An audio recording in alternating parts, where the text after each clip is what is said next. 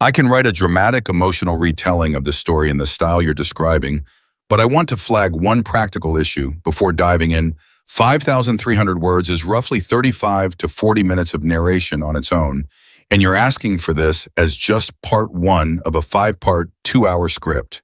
That's a substantial piece of writing. I can absolutely do it, but let me deliver part one in full. Now, well-paced with the mini climaxes and dialogue you asked for, and then we continue with parts 2 to 5 and follow-up messages, so each part gets the attention it needs. A quick note on content: I'll write this as fiction with original characters Emily Hawk, Razor, etc.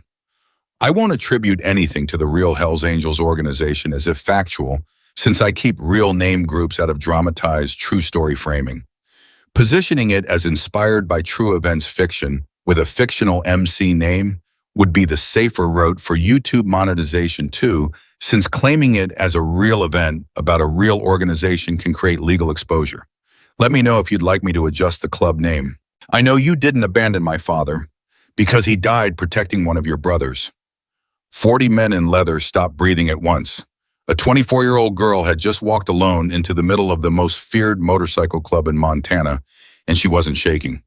She was staring straight into the eyes of a man named Hawk, a man nobody in Silver Creek dared look at twice, and she said the one sentence he never thought he'd hear again. Before we go any further, hit subscribe, follow this channel, and drop the name of the city you're watching from in the comments.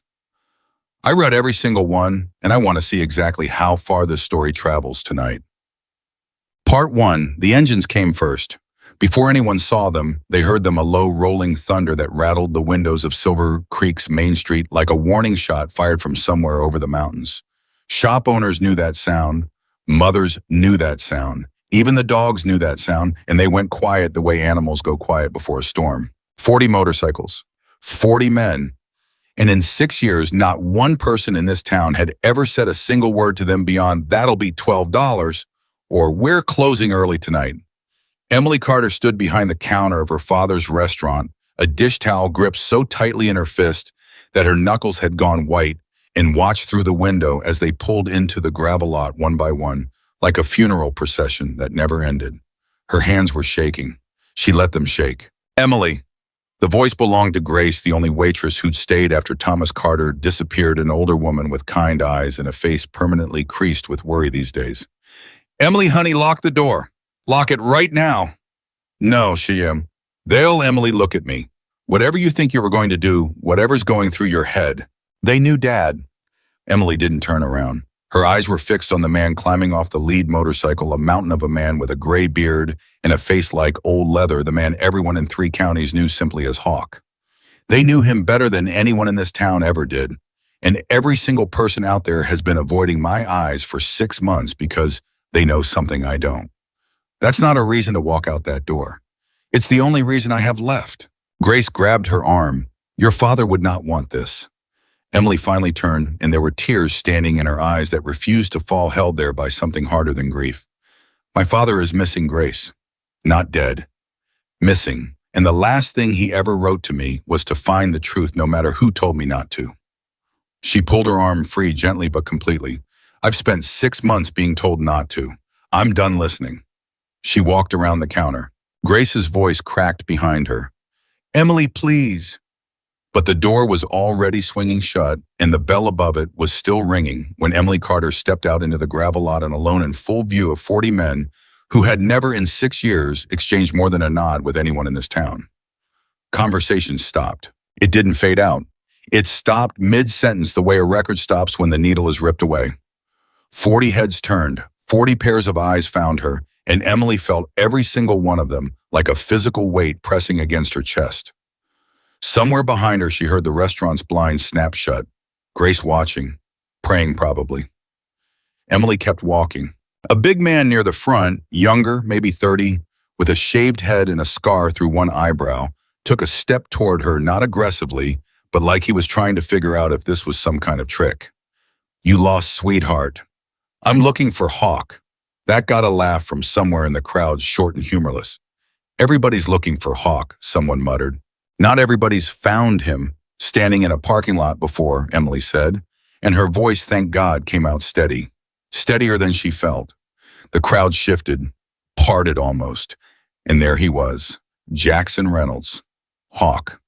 He was easily 6'4", built like something out of another century with hands scarred from 40 years of engine grease and knuckle fights and a stare that had reportedly made a state trooper request backup once just from being looked at too long. He walked toward her slowly, unhurried, the way a man walks when he already knows he has all the time in the world and you don't.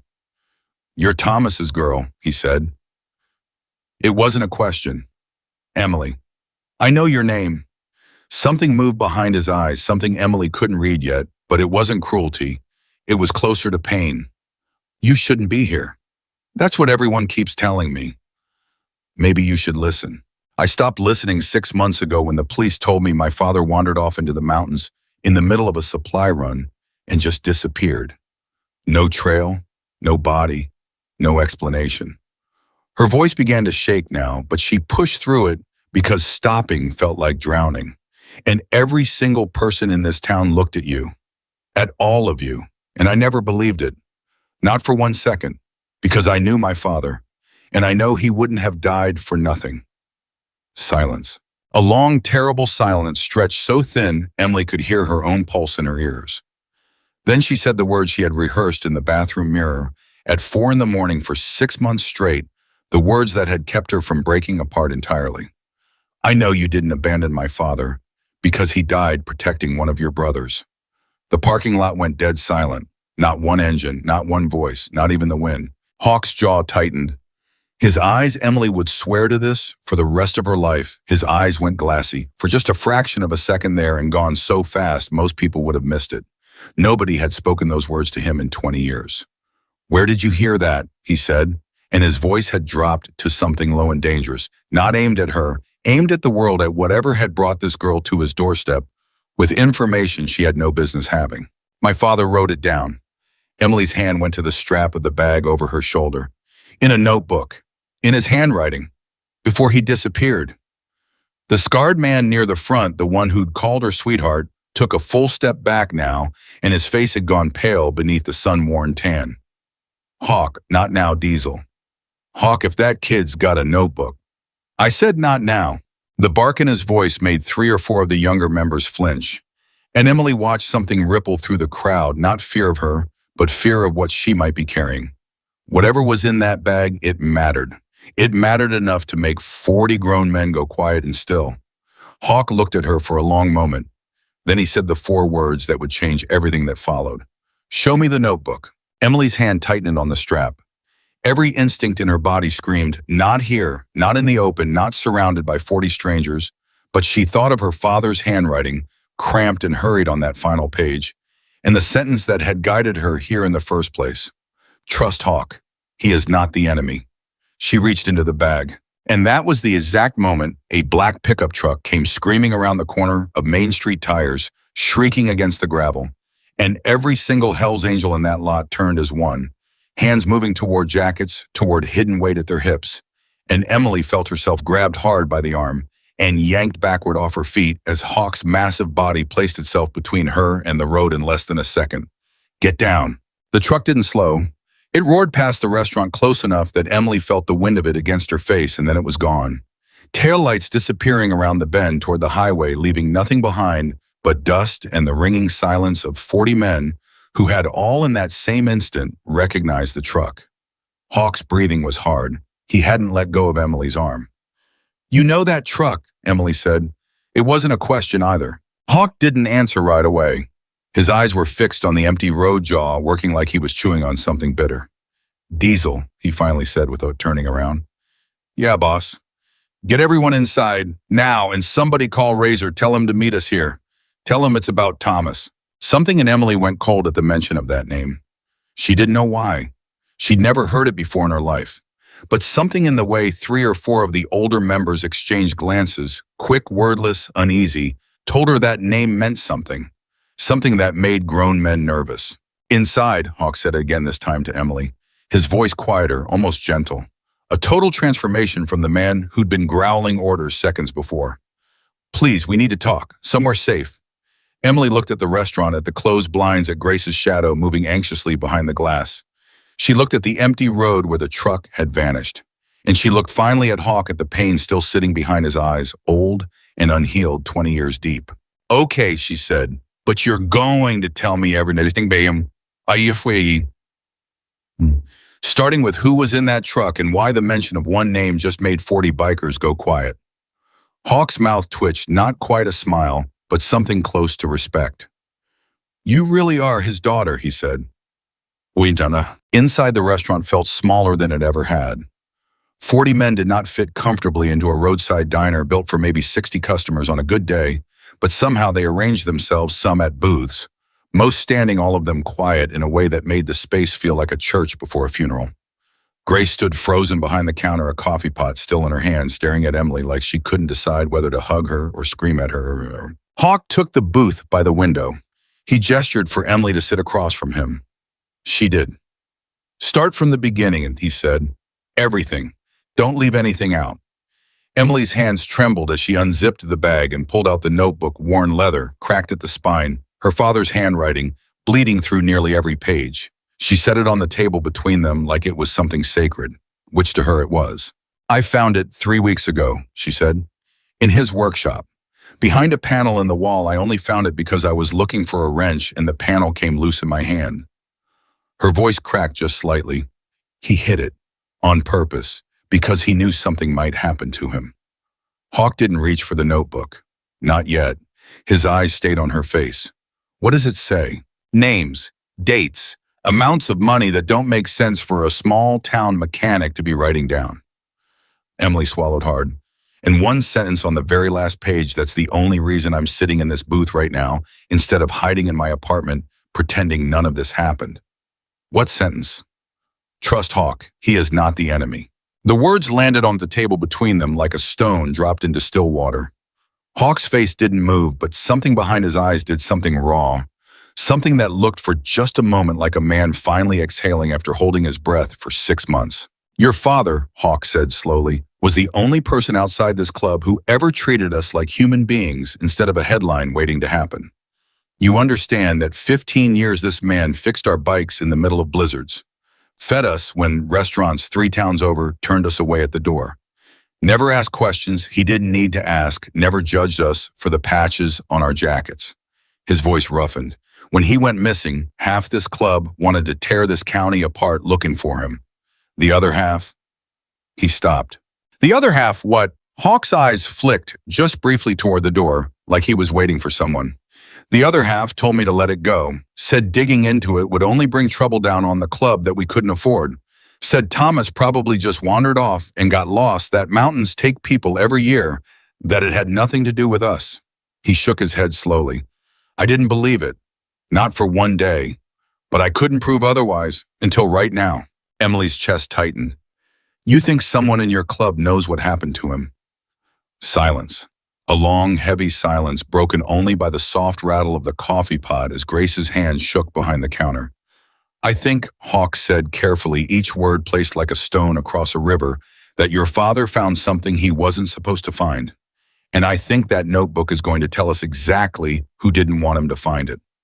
The bell above the door rang. Every head in the restaurant turned at once.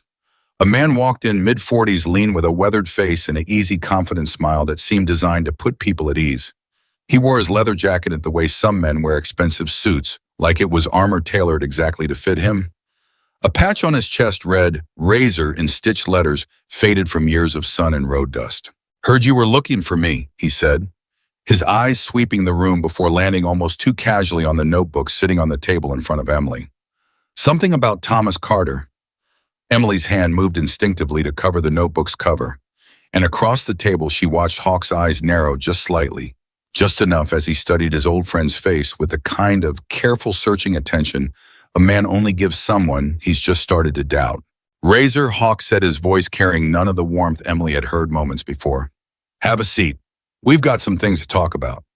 Razor's smile didn't move, but something behind his eyes did a flicker gone almost before it appeared the kind of flicker a poker player makes when he realizes too late that someone across the table has already seen his hand. Sure thing, boss, he said, sliding into the booth beside Hawk. Whatever you need.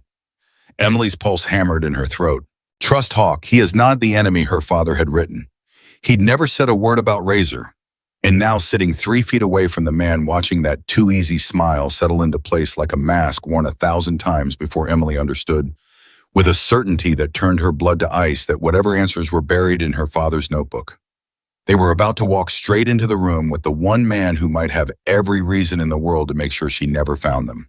Grace behind the counter had gone completely still. Outside, the wind had picked up, rattling the restaurant's old windows, and somewhere in the distance, faint but unmistakable, Emily thought she heard the low growl of an engine, the same black truck perhaps circling back. Watching, waiting for what she didn't yet know. But she was about to find out. Razor didn't look at the notebook again. That was the first thing Emily noticed. A man who'd just been called into a room and told it was about a missing person, a man who'd supposedly known Thomas Carter, who'd supposedly worked alongside this club for 15 years, that man would naturally look at the object sitting in the center of the table. Curiosity was human. Curiosity was normal. Razor looked at Hawk. He looked at Emily. He looked at his own hands folded loosely on the table in front of him like he was waiting for a church service to begin. He never once looked at the notebook. Emily pressed her palm flat against the leather cover and kept her face as still as she could make it. "So," Razor said, leaning back in the booth with the relaxed ease of someone who had never once in his life been caught off guard. "Thomas Carter. Hell of a thing what happened to him. I was sorry to hear it." He shook his head slowly, a gesture so practiced it had probably stopped looking practiced to most people years ago. "Good man. Real good man." "Was," Emily said. Razor looked at her. "What's that?" "You said was." She held his gaze. "He's missing. Not confirmed dead. You said was like you already know the ending." Something crossed Razor's face, gone in half a second, replaced immediately by that easy smile, but Emily caught it, and she suspected Hawk had caught it too, because she felt rather than saw him go still beside his old friend. "Figure of speech," Razor said smoothly. "My apologies, that was thoughtless." He turned back to Hawk. "So what's the situation? What did you need me for?" "Emily found something," Hawk said. His voice gave away nothing. "In her father's workshop." "Oh yeah." Razor's eyes moved finally to the notebook, but not with curiosity, with calculation. Emily had seen that look before on the face of a customer once trying to figure out if a check was going to bounce before he handed it over. "What kind of something?" "A notebook," Emily said, "full of names and dates, and a few things my father wrote about this club that I think you'd find very interesting." Razor was quiet for exactly 3 seconds. "Can I see it?" "No," Emily said. Hawk didn't contradict her. Razor's jaw tightened just slightly and then smoothed out again. "All right, fair enough. It's your property." He spread his hands, palms up, a gesture of total reasonableness. "So what's in it that you wanted to tell me about?" "I didn't say I wanted to tell you anything," Emily said. "Hawk asked you to come. I'm still deciding what I think about you being here." The restaurant had gone very, very quiet. 40 men, most of them pretending to look at other things, all of them listening to every single word. Grace had stopped pretending to pour coffee. She stood behind the counter with the pot hanging from her hand, eyes wide and fixed on the booth by the window. Razor looked at Emily for a long moment. Then he laughed, a short, genuine-sounding laugh that made 2 men near the door visibly relax. "You really are Thomas's daughter." He had that same quality. That thing where you knew right away that you weren't going to get anything past him. He shook his head, and for just a moment, the easy manner dropped enough to show something that looked almost like real respect. "He talked about you, you know. Said you were the sharpest person he'd ever met, and that it scared him half to death." Emily felt the words land somewhere soft and unprotected in her chest. She breathed through it. "Then you knew him well," she said. "Better than most. So tell me something about him that isn't in his obituary. Something real." Razor paused, and in that pause, that half-second gap, while his mind reached for something plausible, Emily felt her father's voice come back to her from a memory so specific it almost took her breath away. They'd been sitting in his workshop. She was maybe 17, and Thomas Carter had looked up from an engine and said quietly, like he was sharing a secret, "The most dangerous people in the world are the ones who smile fastest when they're cornered. A man who goes still when he's scared is honest. A man who smiles is buying time." Razor was smiling. "He told me once," Razor said, "that he couldn't rebuild a carburetor without thinking about his wife. Said she used to hum while he worked, and whenever an engine turned over clean, he heard her voice." He let the smile soften into something that looked like fondness. Said it was the only reason he never stopped fixing bikes even when his hands got bad. Emily's throat tightened because it was true. Every word of it was true, and she hadn't expected that, hadn't braced for it. And for one dangerous moment, the tears she'd been holding back for 6 months pressed hard against the back of her eyes. She breathed. Once. Twice. He told you that, she said. Yeah, out at the old Miller Road 2 summers ago while we were waiting for a tow. He talked about her for an hour. Razor's voice was gentle now, almost kind. I'm genuinely sorry about what happened to him. Whatever's in that notebook, whatever you think you found, I hope it gives you some peace. It was perfect. It was so perfectly delivered that Emily almost questioned herself, almost felt the certainty she'd walked in with begin to loosen at the edges. And then she looked at Hawk. Hawk was not looking at Razor with the expression of a man hearing a warm memory about a mutual friend. He was looking at him with the expression of a man listening to a story and quietly, methodically checking every detail against something he already knew. Emily leaned forward slightly. There's a name in the notebook, she said, watching Razor's face the same way Hawk was. Someone my father was worried about. Someone he'd been watching for about a year before he disappeared. A name, Razor repeated. He wrote that this person had been using the club's reputation, using the fear people had of you to run operations through 3 counties that the club had absolutely no knowledge of. Moving money through businesses using club routes, making sure that if anyone ever looked closely, it was going to look like the Hells Angels were behind all of it. The temperature in the room changed, not gradually, all at once the way it changes when someone opens a freezer door. Emily watched it move through the restaurant like a current, men straightening, men exchanging glances. Men whose entire bodies shifted from relaxed to coiled in the space of 2 seconds. Because this wasn't small. What she just described wasn't a personal betrayal. It was a threat to every single person in that room. It was the kind of thing that sent men to prison for decades. The kind of thing that destroyed not just a person, but everything around them. Diesel, the scarred man from the parking lot, had pushed off the wall he was leaning against and was standing fully upright now. His eyes were on Hawk. Hawk hadn't moved. His face was stone. Razor's face was stone too. But his was a different kind of stone, the kind built very quickly, mortared into place in the second between hearing something and deciding how to respond to it. That's a serious accusation, he said. I know, Emily said. My father knew it too, which is probably why someone made him disappear before he could tell anybody. Razor looked at Hawk. You believe this? I'm listening, Hawk said. Hawk! Razor's voice dropped just slightly, took on a quality that was somewhere between urgent and warning.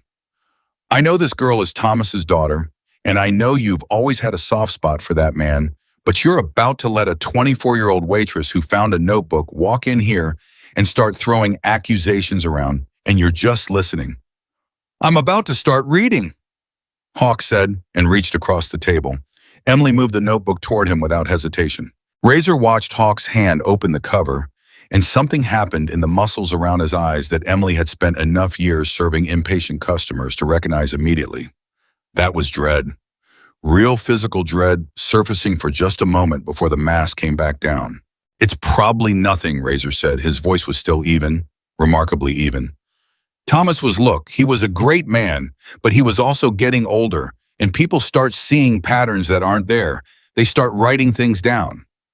Page 47, Emily said. Hawk turned to page 47. He read, The silence in the restaurant during those 30 seconds was the loudest silence Emily had ever sat inside. She could hear Grace's breathing from across the room. She could hear the wind against the windows. She could hear somewhere very far away a dog barking twice and then going quiet. Hawk looked up from the notebook. His eyes found Razor. And Razor 15 years. Hawk's right hand, the man who'd been beside him through federal investigations and rival club trouble and everything the road had thrown at them. Razor looked back at Hawk with the face of someone who has just watched the last exit close. Hawk, whose signature is that? Hawk said very quietly. I don't know what. Whose signature? Caleb. He used his real name. Emily had never heard anyone use it. From the way several men near the walls went rigid, she suspected they hadn't either. Caleb Mitchell. Not Razor. Caleb. The name of the man behind the jacket. Razor's jaw worked for a moment. Then he sat back. And something changed in his face. The performance finally quietly ended. What replaced it wasn't guilt exactly. It was something more complicated, something that looked almost like exhaustion. Like a man who has been running for a very long time and has just in this one moment decided he's too tired to run anymore. It wasn't supposed to go the way it went, he said. The entire restaurant heard it. Hawk's hand closed around the edge of the table and the wood creaked slightly under his grip. Where is Thomas Carter? I don't know.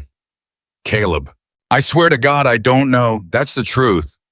Razor Caleb pressed his hands flat on the table, and for the first time since he'd walked through the door, his hands weren't steady. I didn't touch Thomas. I wouldn't. I swear that on my mother's life, Hawk. I found out he was keeping notes, and I panicked, and I made a call, and the people I made the call to, his voice broke just slightly, the first crack in an hour of perfect control. They weren't supposed to hurt him. They were just supposed to scare him into stopping. Emily's vision went white at the edges. She heard herself say from somewhere that felt very far away, "You made a call." Razor looked at her, and in his eyes she saw the thing she'd been looking for since the moment he'd walked through the door. Not malice, not calculation. Something almost worse. Regret. "I'm sorry," he said. "Don't," Emily said. The word came out so hard and flat that two men nearby physically stepped back. "Don't say that to me. Don't you dare say that to me right now. Tell me who you called. Tell me where they took him. Tell me right now." Emily, Hawk's voice was careful. "No." She was on her feet now, and she didn't remember standing, and every person in that restaurant was watching her, but she couldn't see any of them, could only see Razor's face across the table and the notebook open between them with her father's handwriting covering every page. "You made a phone call, and my father disappeared. My father who fixed your bikes and fed you dinner and never once judged any of you for a single thing. My father who thought the best of people his entire life and apparently made the mistake of thinking the best of you. So no, you don't get to say sorry to me. You get to tell me where he is." Razor's eyes dropped to the table. "I don't know," he said again, "and that's the most terrifying part. Because the people I called, they don't leave witnesses. And Thomas found enough that they had every reason to." He stopped, pressed his knuckles against his mouth. "I've been trying to find out for 6 months. Every time I get closer, the trail goes cold. I think they moved him." "Moved him," Emily repeated. "Moved him. He's a person. He's my father." "I know." Razor's voice had gone hollow. "I know what he is." "Who are they?" Hawk said. Not loud, not threatening, just relentless. The voice of a man who has made up his mind and is simply gathering the last pieces of information he needs before he acts. "Give me a name, Caleb, right now, because the next 60 seconds determine a whole lot of things, and you need to make a decision about which side of this you're standing on." Razor looked at Hawk for a long moment.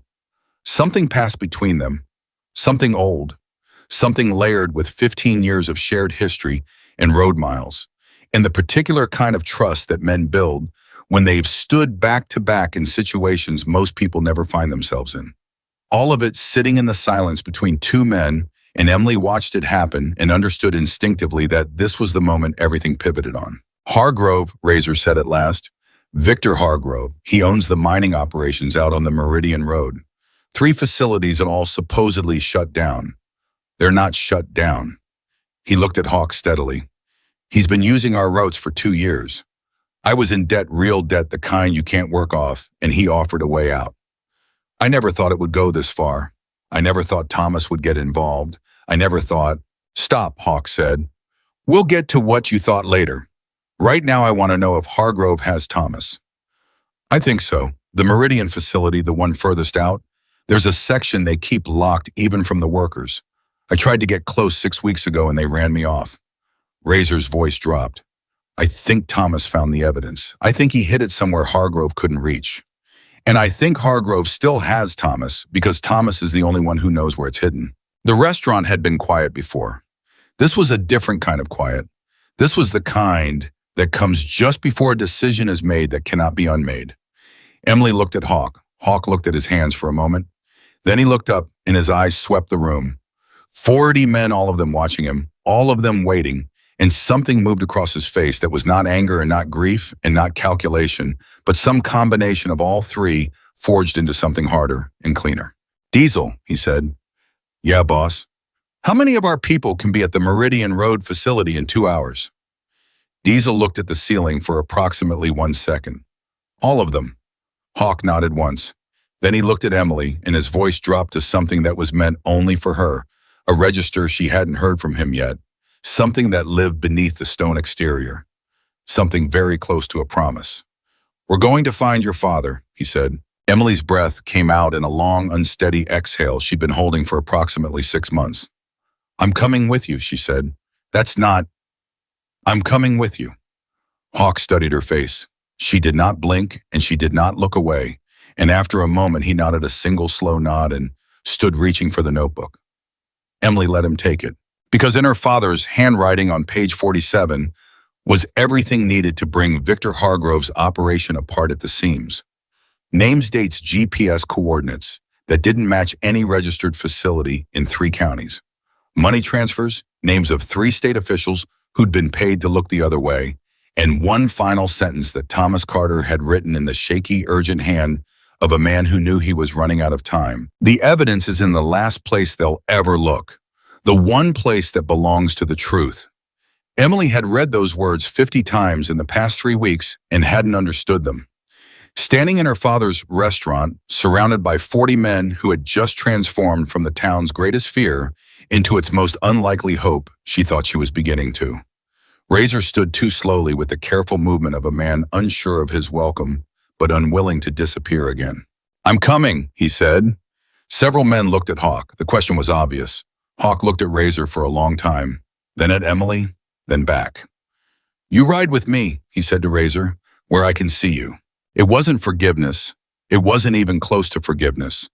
But it was a temporary door left open because they needed what he knew, and because deep underneath the wound of his betrayal, Hawk was a man who had spent 15 years building something on the belief that people could be more than the worst choices they'd ever made.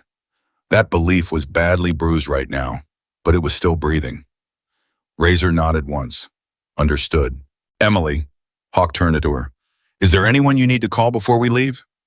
Emily thought of her apartment, of the 6 months of casseroles left on her doorstep by neighbors who couldn't look her in the eye, of the detective who'd called every few weeks with the same practiced tone, the same absence of answers, the same careful management of someone else's grief, of every single person who had told her to wait, to trust the process, to let the people with authority handle it. No, she said, there's nobody I need to call.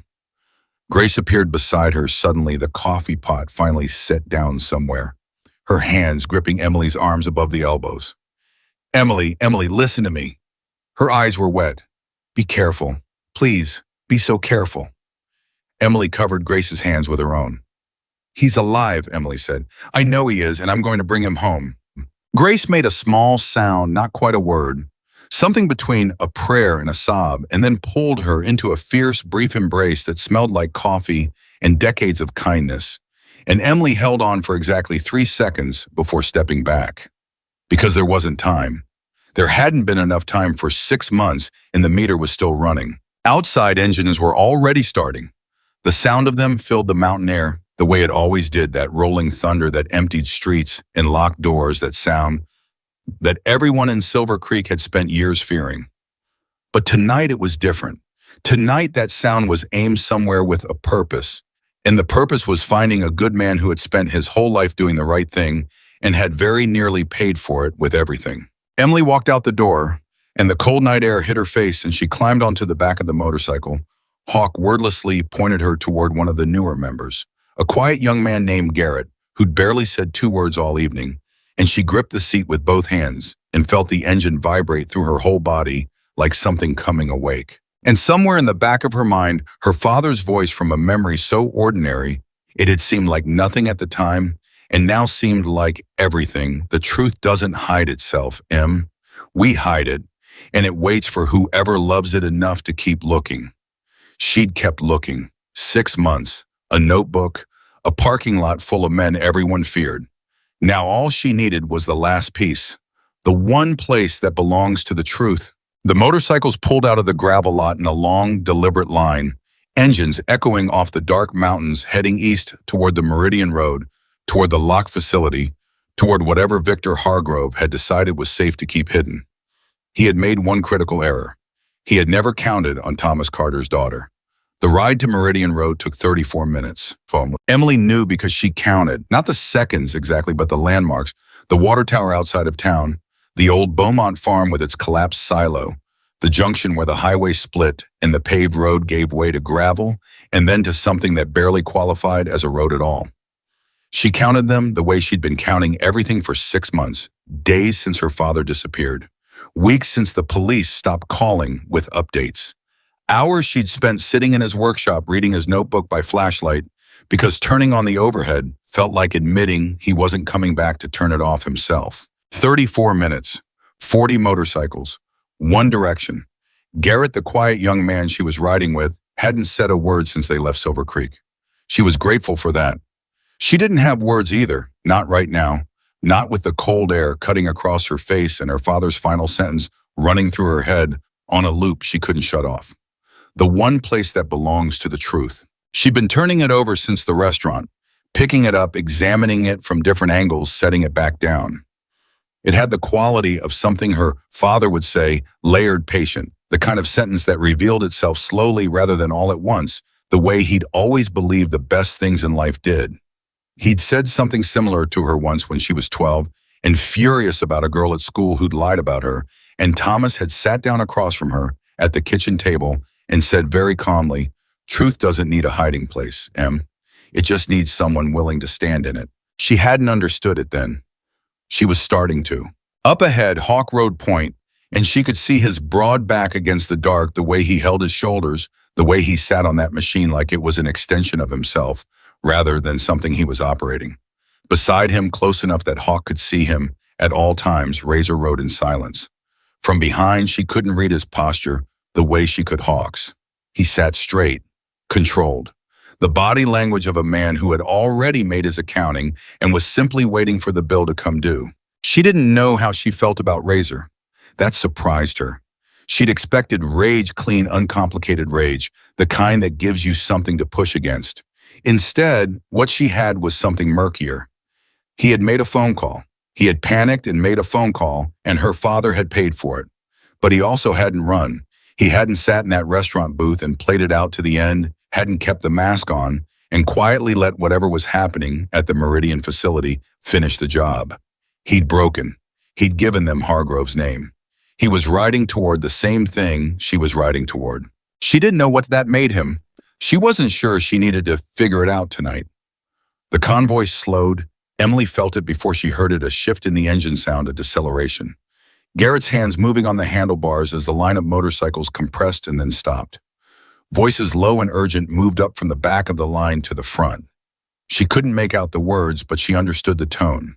Something had changed. She swung off the bike without waiting to be told it was okay. She pushed through the cluster of men gathering near the front of the line and found Hawk crouched low, talking quietly with a heavy-set man named Birch, who apparently served as the club's informal intelligence officer, a former Army Ranger who'd been with Hawk for 20 years, and who had, according to Diesel's muttered briefing during the ride, the particular skill set of a man you very much wanted on your side in situations exactly like this one. 2 vehicles, Birch was saying, his voice barely above a murmur, parked across the facility entrance. Not workers. Workers go home at 5. It's been 4 hours. These are private security Hargrove's people, and they've been there since at least this afternoon, which means somebody told them we were coming. The last sentence landed like a stone in still water. Hawk's head turned slowly toward Razor. Razor met his gaze. "I didn't make a call. I swear to you, I did not make a call." "Then how—" "The truck," Emily said. Every head turned to her. "In the parking lot before we went inside. The black truck that came around the corner." She looked at Hawk. "You recognized it. You made everyone go inside because you recognized it.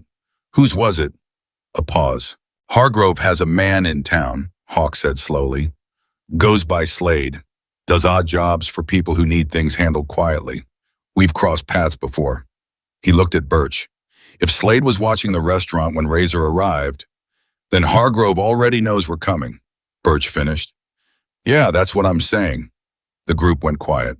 Emily processed this quickly, the way her father had taught her to process a problem with a broken engine. Don't panic. Don't start pulling pieces apart. Randomly find the sequence and work it backward. If Hargrove knew they were coming, he had two logical options. He could run, taking whatever evidence he could carry and cutting his losses. Or he could dig in, use his security detail to delay long enough to make sure there was nothing left to find.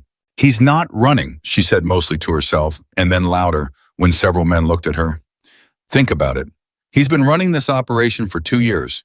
He's got protection, those 3 officials, in my father's notebook, the ones who have been paid to look the other way. He thinks he's untouchable. Men like that don't run when they're cornered. They bunker. Hawk studied her face. Go on. Which means my father is still in there. Her voice held steady barely. If Hargrove was going to cut his losses entirely, he'd have done it 6 months ago.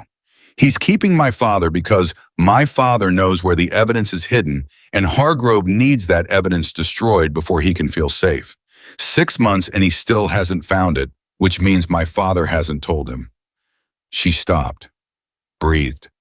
My father is still in there, and he's still protecting whatever he hid. Something moved through the group, not sound, but energy, a shift in the way 40 men were standing. Hawk stood up from his crouch, his full height, and looked at Birch. How many of Hargrove's people are we looking at? At the entrance, 2 vehicles, probably 4 to 6 men. Inside the facility, Birch tilted his hand side to side. Unknown, could be another 4, could be 12. Hargrove's been scaling up his security contracts for months. Word on that got back to us maybe 8 weeks ago, but we didn't know why. We know why now, Diesel said from somewhere behind Emily. We go in anyway, Hawk said. It wasn't a discussion. But we don't go in stupid. Birch takes 6 men, swing around to the east access. There's a maintenance road that runs along the back of the property. Razor does that road connect to the secondary entrance. Razor stepped forward. Yeah, old service gate padlocked, but not alarmed. I know the combination. A ripple of tension moved through the men nearest Razor at that. The knowledge that he knew the combination, that he'd been to this facility, that he was tangled into this deeper than any of them had understood, sat visibly uncomfortable on several faces. Of course you do, Diesel said, and his voice was not kind. Diesel, Hawk said, I'm just saying. I know what you're saying. Save it. Hawk looked back at Razor, and the look was long and measuring and didn't offer anything warm. You go with Birch. You open that gate. You do not speak to anyone at that facility before I get there. You do not touch anything. You stand where Birch tells you to stand, and you do exactly what he says. Understood. Understood, Razor said. If you run, Hawk said, quieter now for Razor alone, there is no corner of this country where that ends well for you. You know that. I know that. Razor's voice was steady, flat, the voice of a man who had already made his calculations and arrived at a number he didn't like but accepted anyway. I'm not running, Hawk. I'm done running. Hawk held his gaze for another 3 seconds. Then he turned away. Emily, he said, and she was already standing at his shoulder. I'm not staying back, she said preemptively. I wasn't going to suggest it, he said. You stay close to me. You don't move without telling me. And if things go sideways, they won't. If they do, he continued, like she hadn't spoken, you find the nearest exit and you use it. Because your father needs you alive a lot more than he needs you brave. Emily looked at him. My father, she said, would tell you those 2 things aren't mutually exclusive. And despite everything, despite the tension coiled through every muscle in his body, despite the weight of the night pressing down on all of them, Hawk almost smiled. He definitely would, he said. The group split. Birch took his 6 Razor moving with them, and they disappeared into the dark heading east. The remaining 30-plus men regrouped around Hawk, and the plan was laid out in the blunt, efficient shorthand of people who had handled serious situations before. Emily listened to all of it and said nothing because she understood tactics well enough to know when to stop asking questions and start paying attention. They moved. The facility entrance was exactly what Birch had described, 2 vehicles blocking the access road. 4 men visible, dark clothing, the posture of people who were being paid to look intimidating, rather than people who were trained for the specific kind of situation that was currently walking toward them, in the form of 30 armed bikers who had a very personal stake in what was behind those gates. Hawk walked out front. He didn't run. He didn't crouch. He walked with Emily at his left shoulder toward the two vehicles and the four men, and he walked like a man who owns the ground he's standing on and is simply waiting for everyone else to realize it. The lead security man, big shaved head, the generic menace of a person hired primarily for their size, raised a hand. "Private property, turn around." "Victor Hargrove," Hawk said. "I need to speak with him." "Mr. Hargrove doesn't receive visitors." "He'll receive me." Hawk stopped walking at a distance that was technically respectful and also completely unmovable. "Tell him Jackson Reynolds is here. Tell him we know about the routes and the transfers and the 3 county officials he's been keeping on a very short leash. And tell him," his voice dropped just slightly, took on a quality like gravel under pressure, "that Thomas Carter's daughter is standing behind me with enough documentation to make the next several years of his life extremely uncomfortable. Tell him all of that, and then ask him if he'd still like us to turn around." The four men looked at each other. The lead one had already reached for his radio. There was a long pause. Emily counted her own heartbeats. She got to 14 before the radio crackled back with an answer. Whatever the voice said, it wasn't audible from where they stood. But the lead security man's jaw tightened in a way that suggested it wasn't the message he'd been expecting to deliver. "Mr. Hargrove will see you," he said. "Just you and the girl. Nobody else comes through." "That's not how this works," Hawk said pleasantly. "Mr. Hargrove is—" "I'll tell you how this works," Hawk said, and his voice changed registers so smoothly and completely that even Emily, standing a foot to his left, felt the shift like a temperature drop. "Every man behind me has a cell phone, and every one of those phones is pointed at this facility right now. Every man behind me also has a very good memory for license plate numbers, which means the vehicles your people arrived in are already logged.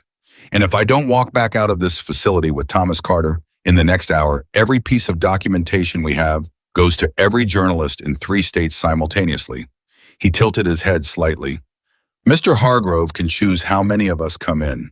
He cannot choose what happens if he makes the wrong choice." Another pause. Longer this time. The gate opened. Emily exhaled. They went through in a controlled group, not all 40, but Hawk, Emily, Diesel, 4 others, whose names Emily had been collecting during the ride, and at Hawk's instruction, passed via radio Birch and Razor through the back once the east gate was confirmed clear. The facility's interior was large and mostly dark, the kind of industrial space that had been built for one purpose and converted messily to another machinery from the original mining operation, still sitting in corners, while newer equipment occupied the floor space alongside rows of locked filing cabinets and a workstation of computers whose screensavers were cycling idly through company logos. Victor Hargrove was waiting in the center of the floor. Emily had built a picture of him from her father's notebook. The name had appeared enough times with enough detail that she felt she knew the shape of him before she ever saw the face. And the face, when she saw it, fit the shape exactly. Late 50s, well-maintained, the kind of man who had learned early that confidence was armor and had worn it so long he'd forgotten it was a choice. Silver at the temples. A suit that cost more than most people in Silver Creek made in 2 months. The posture of a man who had never once believed that the consequences his decisions created would ever actually reach him personally. He looked at Hawk, then at Emily. "You must be Thomas's daughter," he said. "Tell me where he is," Emily said. Hargrove's eyebrows rose slightly, the practiced surprise of someone performing patience for an audience. "There are a lot of things to discuss before—" "No," Emily said. "There's one thing. Where is my father? Everything else can wait." "Your father," Hargrove said, and his voice shifted into something that was calculated to sound reasonable, the voice of a man used to negotiating his way out of corners, "is here because he put himself in a position that left me very few options. I want you to understand that I didn't want—" "I don't care what you wanted," Emily said. "I care where he is." Hawk's hand came up slightly beside her, not restraining, just present the physical equivalent of, "I'm here," and Emily breathed through the fire in her chest and held Hargrove's gaze and did not move. Hargrove looked at Hawk. "This conversation would go better if you and I spoke privately, Reynolds. Man to man." "There's no version of tonight that goes better for you," Hawk said. "But it can go worse. Answer the question." Something cracked very slightly in Hargrove's composure. Not breaking a man like this, didn't break in public and didn't have the capacity for it, but something hairline fracturing beneath the surface visible if you were watching for it. Emily was watching for it. He's in the back, Hargrove said. He's been provided with food and water and medical attention when necessary. He is not medical attention.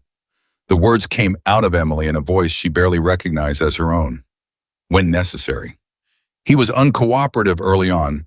That resulted in some, take me to him, Emily said. Right now. Take me to him or I walk out of here and every phone behind me goes live in the next 30 seconds. Hargrove looked at her for a long moment. The calculation happening behind his eyes was visible. Options being sorted, risks being weighed, exits being measured and found insufficient, one by one. This way, he said. The back of the facility was a different world from the front. Narrow corridor, lower ceiling, the industrial smell of old machinery, and something else underneath it. Something that Emily's brain registered and immediately refused to fully process, because processing it would mean acknowledging what 6 months in this place had cost a person she loved. Hargrove stopped at a door, heavy metal padlocked. He produced a key. Emily's hands were shaking again, and she let them shake because she needed them to, because if she tried to hold them still, it was going to fall apart entirely, and she was not going to do that, not here, not in front of this man. The lock turned, the door opened, and Emily Carter crossed the threshold and found her father. Thomas Carter was sitting on the floor against the far wall, and he looked up when the door opened with the reflexive wariness of a man who had learned over 6 months that doors opening was rarely good news. And then his eyes found Emily's face, and everything in his expression, the wariness, the exhaustion, the careful blankness of a person managing long-term fear shattered completely and reformed into something raw and undefended that Emily had only ever seen on his face once before when her mother died, the face of a man suddenly reconnected to everything that matters. "Em," he said. It was barely a word, more breath than sound. Emily crossed the room in 4 steps and went to her knees beside him and put both arms around him and felt how thin he was, how much weight 6 months had taken, and she pressed her face against his shoulder and felt him wrap one arm around her, his grip still surprisingly strong, and held on. Neither of them spoke for a long moment. Behind her, she heard Hawk step into the doorway and stop. She heard Diesel say something low under his breath. She heard further back the sound of several men who had been hard and controlled all evening suddenly having difficulty maintaining that. "I told you to find the truth," Thomas said against the top of her head. His voice was rough and thin and the most beautiful thing Emily had ever heard. "I didn't necessarily mean for it to get this complicated." Emily laughed, and it came out half-broken, somewhere between a laugh and a sob, and she didn't care. "You hid a notebook behind a wall panel, Dad," she said. "If you didn't want it complicated, maybe don't be so dramatic." Thomas Carter's chest shook with something that might have been laughter. His grip on her arm tightened. "Is it over?" he asked quietly. Emily pulled back enough to look at his face. He was pale and too thin, and there was a healing cut above his left eyebrow that made her stomach turn, but his eyes were the same. Entirely, completely, unmistakably the same. Clear and present, and still, after everything, somehow at peace. "Almost," she said. "There's one more thing." "The evidence," Thomas said. "Where is it, Dad?" Thomas looked past her to where Hawk was standing in the doorway, and something passed between the two of them. Old recognition, old trust, the specific shorthand of people who had known each other long enough to communicate without words. "Hawk," Thomas said. "Thomas." Hawk's voice was not what Emily would have predicted from the man she'd been watching all evening. It was quiet. It was careful. It was the voice of someone who has been carrying guilt for a long time and is only now finding the floor beneath it. "I'm sorry, I should have looked harder." "You're here now," Thomas said simply. "That's enough." He looked back at Emily. "You know the old workbench," he said, "the one in the back corner of the shop, the one your grandfather built. The one with the broken third drawer that we never fixed because you said it gave the whole bench character. Inside that drawer," Thomas said, "is a false bottom, about 2 inches. I put it there when you were 9 years old because you kept finding your Christmas presents." A ghost of a smile crossed his face. "Everything Hargrove needs destroyed is in there. 3 drives, printed records, authenticated copies of the transfers. Enough to finish this." Emily stared at him. "It's been in our workshop this whole time," she said. "The last place anybody would think to look for it," Thomas said, "and the one place that has always belonged to the truth." He looked at her steadily. "Did I phrase that well?" I went back and forth on the wording. Emily pressed her hand over her mouth for a moment because she could not speak. You absolute... She stopped, breathed. You've been sitting in here for 6 months, letting that man think you were going to break, and the whole time the evidence was under a false bottom in a drawer you built to hide Christmas presents. I needed him to believe I hadn't hidden it yet, Thomas said simply. If he thought I'd already secured it, he had no reason to keep me alive. The silence that followed that sentence was very specific. It was the silence of a room full of people recalibrating their understanding of Thomas Carter. Quiet man, small-town mechanic, father friend, and arriving several of them at the same revised conclusion. That the most dangerous person in any room is not always the loudest. That patience correctly applied is a weapon as effective as anything else. That Thomas Carter had spent 6 months sitting in a locked room, injured and cold and alone, playing the long game against a man with resources and power and protection, and had won. Behind Emily, she heard Diesel say very quietly, "Damn." Hawk moved into the room, fully crossing to where Thomas sat and crouched down, and for a moment the two of them just looked at each other, the mountain of a man and the thin, worn mechanic, and then Hawk put his hand on Thomas's shoulder, and Thomas put his hand over Hawk's, and nobody said anything at all. They didn't need to. Back in the main facility floor, Victor Hargrove had not moved. He was standing where they'd left him, flanked by 2 of his security men, and he was watching the quarter entrance with the expression of a man performing patience, while internally doing very fast arithmetic. When Emily walked back out, her father's arm over her shoulders, his weight leaning on her just enough to tell her how much he needed the support, and Hawk and Diesel flanked them on either side, and the rest of the group came out behind them like a wall. Hargrove's expression shifted through several things in rapid succession. Surprise, recalculation, and then settling underneath all of it, the thing that men like him always arrive at last and spend the most energy hiding from themselves. Fear. This doesn't have to go any further, Hargrove said. His voice was still controlled, still carrying the performance of reasonableness, but it had developed a quality underneath it like a hairline crack in something that was supposed to be solid. Thomas is clearly healthy, he can go home. All of this can be resolved quietly if people are willing to. There's a drawer in my workshop, Thomas said, his voice carrying across the floor clearly, with a false bottom. Everything you've spent 6 months trying to find is in it, and my daughter knows it's there, and so does everyone in this room. He looked at Hargrove without anger, without drama, with the same steady, patient clarity Emily had watched him apply to broken engines and difficult customers and every hard thing life had sent his way. You should probably call your lawyer. Hargrove's composure finally visibly cracked, not in a dramatic way, in the quiet way of something that has been holding under enormous pressure for a very long time and simply at last stops. He sat down on a crate behind him, and his security men looked at each other, and nobody in the room moved or spoke for a long moment. Then Emily's phone lit up in her pocket. She looked at it. Grace, she answered. Emily, Grace's voice was frayed at the edges. Emily, there are 2 state police cars on Main Street asking about you, about where you went. They say they had an anonymous tip about the Meridian facility. Someone called them. Emily looked at Razor, who was standing near the east access with Birch watching the main floor from a distance. He met her gaze. He gave a small nod. So he had made one more call, tonight after all, not to Hargrove, in the opposite direction. Emily held Razor's gaze for a moment. The anger was still there. It would be there for a long time, probably. Some things didn't resolve quickly and shouldn't, but underneath it she registered something new. Something that didn't have a clean name yet. Something like the beginning of understanding what her father had spent 15 years already knowing, that people contain more than their worst choices, and that the hardest, most important thing was figuring out what to do with that fact when it was standing right in front of you. She looked back at her father, his arms still over her shoulders, still leaning on her, and she held him up as steadily as she could. The police are on their way, she told the room. Hawk looked at Hargrove. You should definitely call your lawyer, he said. And Thomas Carter, for the first time in 6 months, let out a long, quiet breath that sounded exactly like a man setting something down he'd been carrying far too long. The state police arrived in 4 cars. Emily heard them before she saw them. Sirens cutting through the mountain dark, still distant, but closing fast, the sound bouncing off the ridgeline in a way that made it seem to come from everywhere at once. Inside the facility, the effect was immediate. Hargrove's two remaining security men looked at each other with the specific expression of people rapidly reassessing their employment choices.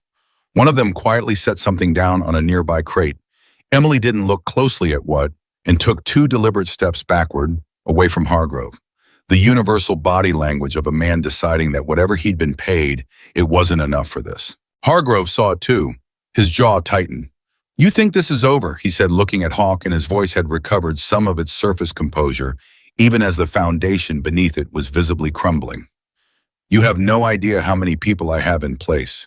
Lawyers contacts people who owe me favors in offices you'd need a map to find. Whatever that notebook says, whatever's in that drawer in Thomas's workshop, evidence gets challenged.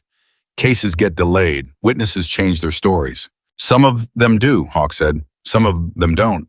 You're gambling on a mechanic's handwritten notes against 15 years of carefully managed relationships." Hargrove shook his head slowly, like a man watching someone make a mistake he's too tired to prevent. "That's not a winning hand, Dad," Emily said quietly.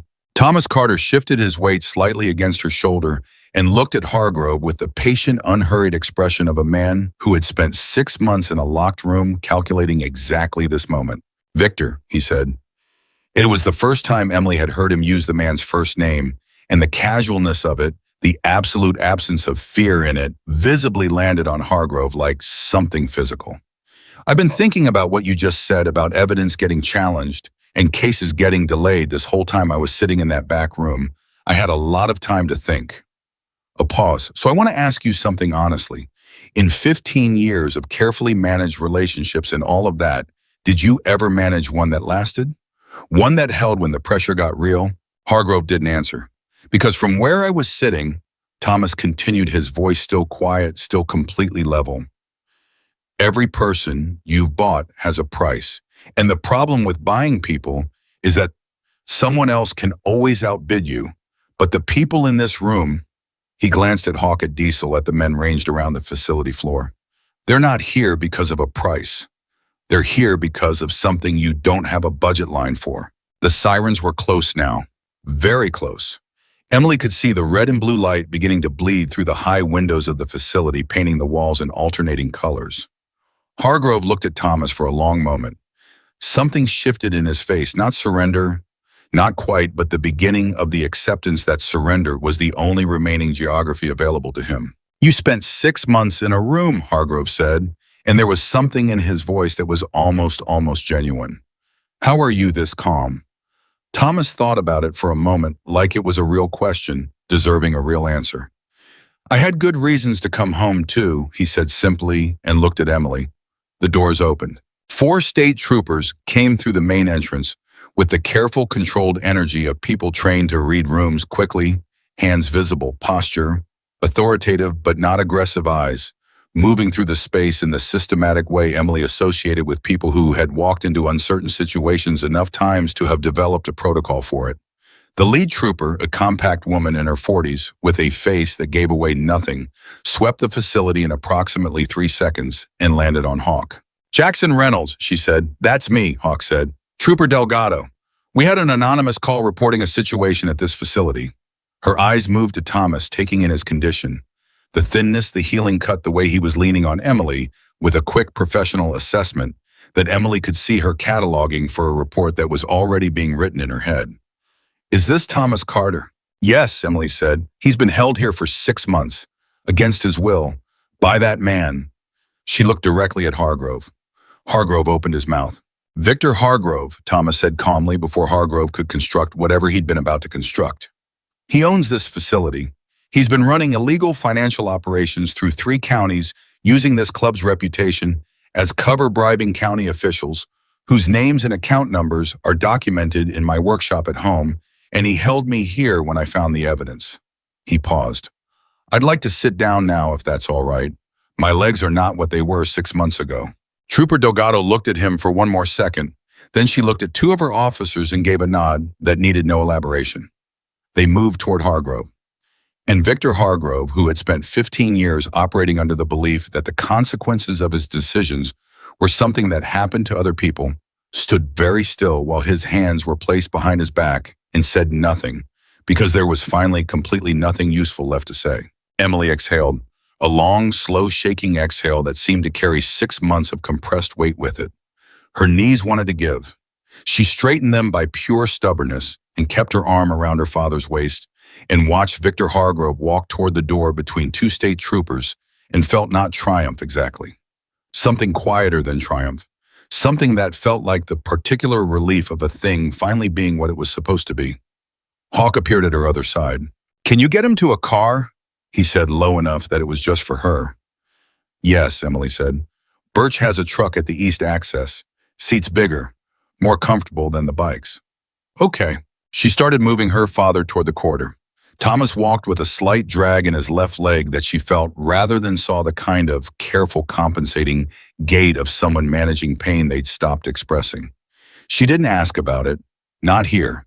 There would be time for the questions, all of them, the ones that lived deep and the ones that lived at the surface, and that time would come somewhere with a roof she recognized and a coffee machine that made noise in the morning and the particular smell of a life built over decades. Not here. Not tonight.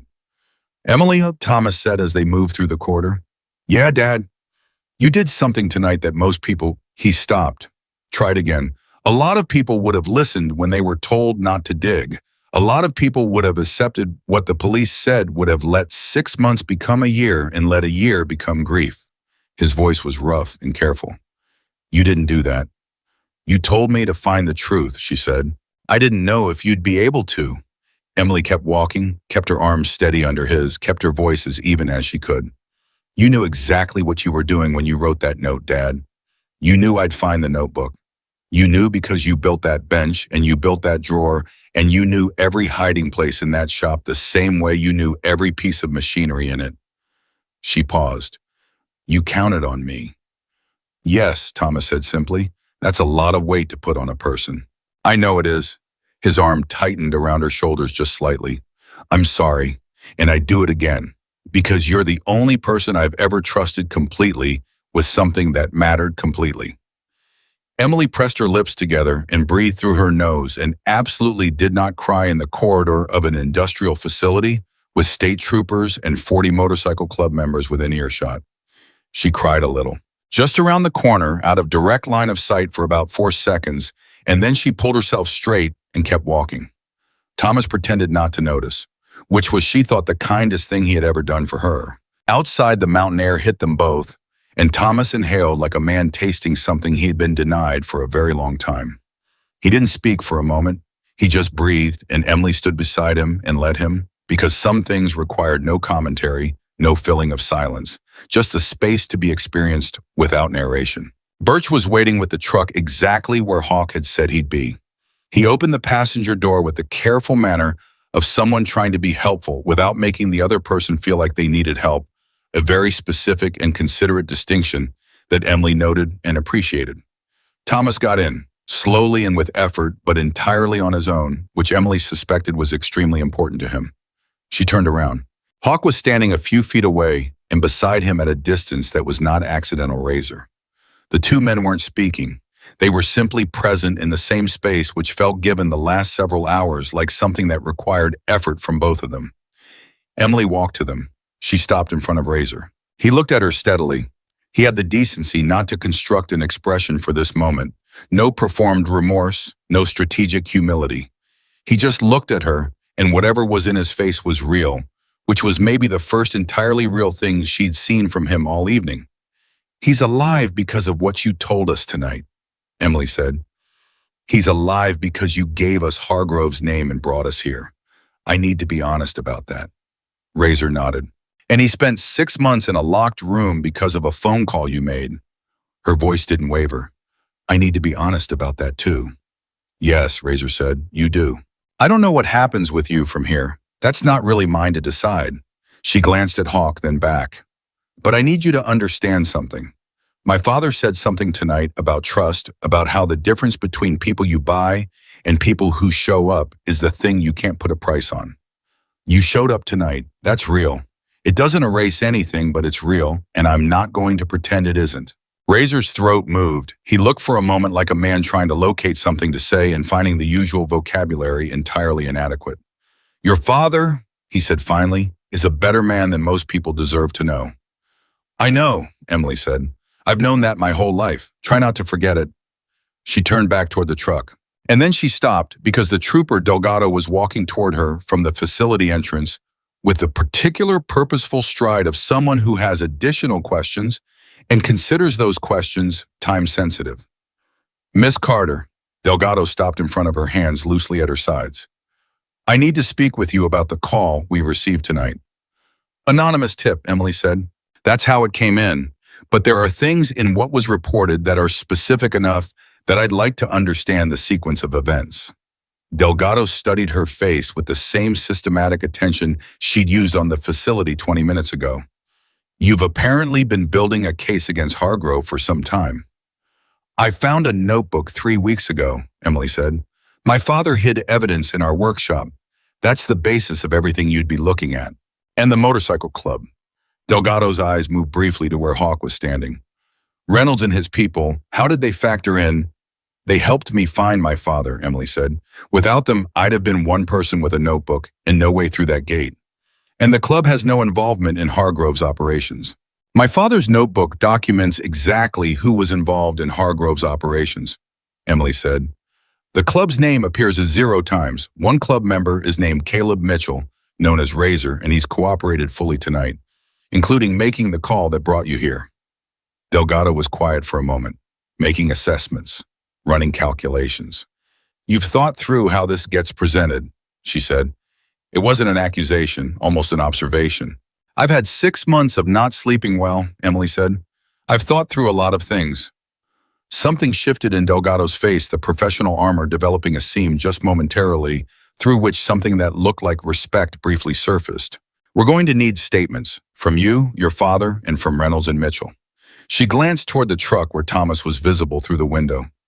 Tomorrow is soon enough for your father. Tonight he should see a doctor. I'll make sure he does, Emily said. Delgado nodded, started to turn away, then paused. Miss Carter, for the record, what you did tonight, coming out here, most people in your position wouldn't have. Most people in my position didn't have my father's notebook, Emily said. Delgado almost smiled. No, but they also didn't have whatever it is you have that made you walk into a parking lot full of people everyone in town was afraid of and say what needed to be said. She paused. That part wasn't in the notebook. Emily thought about it. My father taught me, she said, that the most dangerous assumption you can make about a person is that they're exactly what they look like from the outside. He said it about engines, and he said it about people, and he turned out to be right about both. Delgado looked at her for one more moment. Get your father to a hospital, she said, and walked back toward the facility. Emily stood still for a moment in the cold air.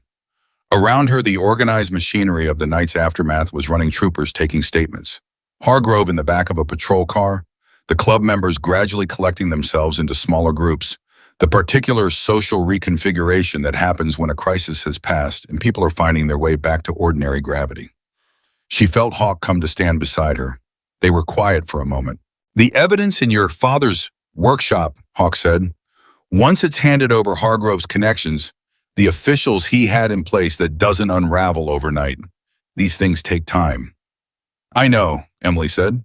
There's going to be a period where things are messy, where the people he owned try to protect themselves, where lawyers do what lawyers do. He paused.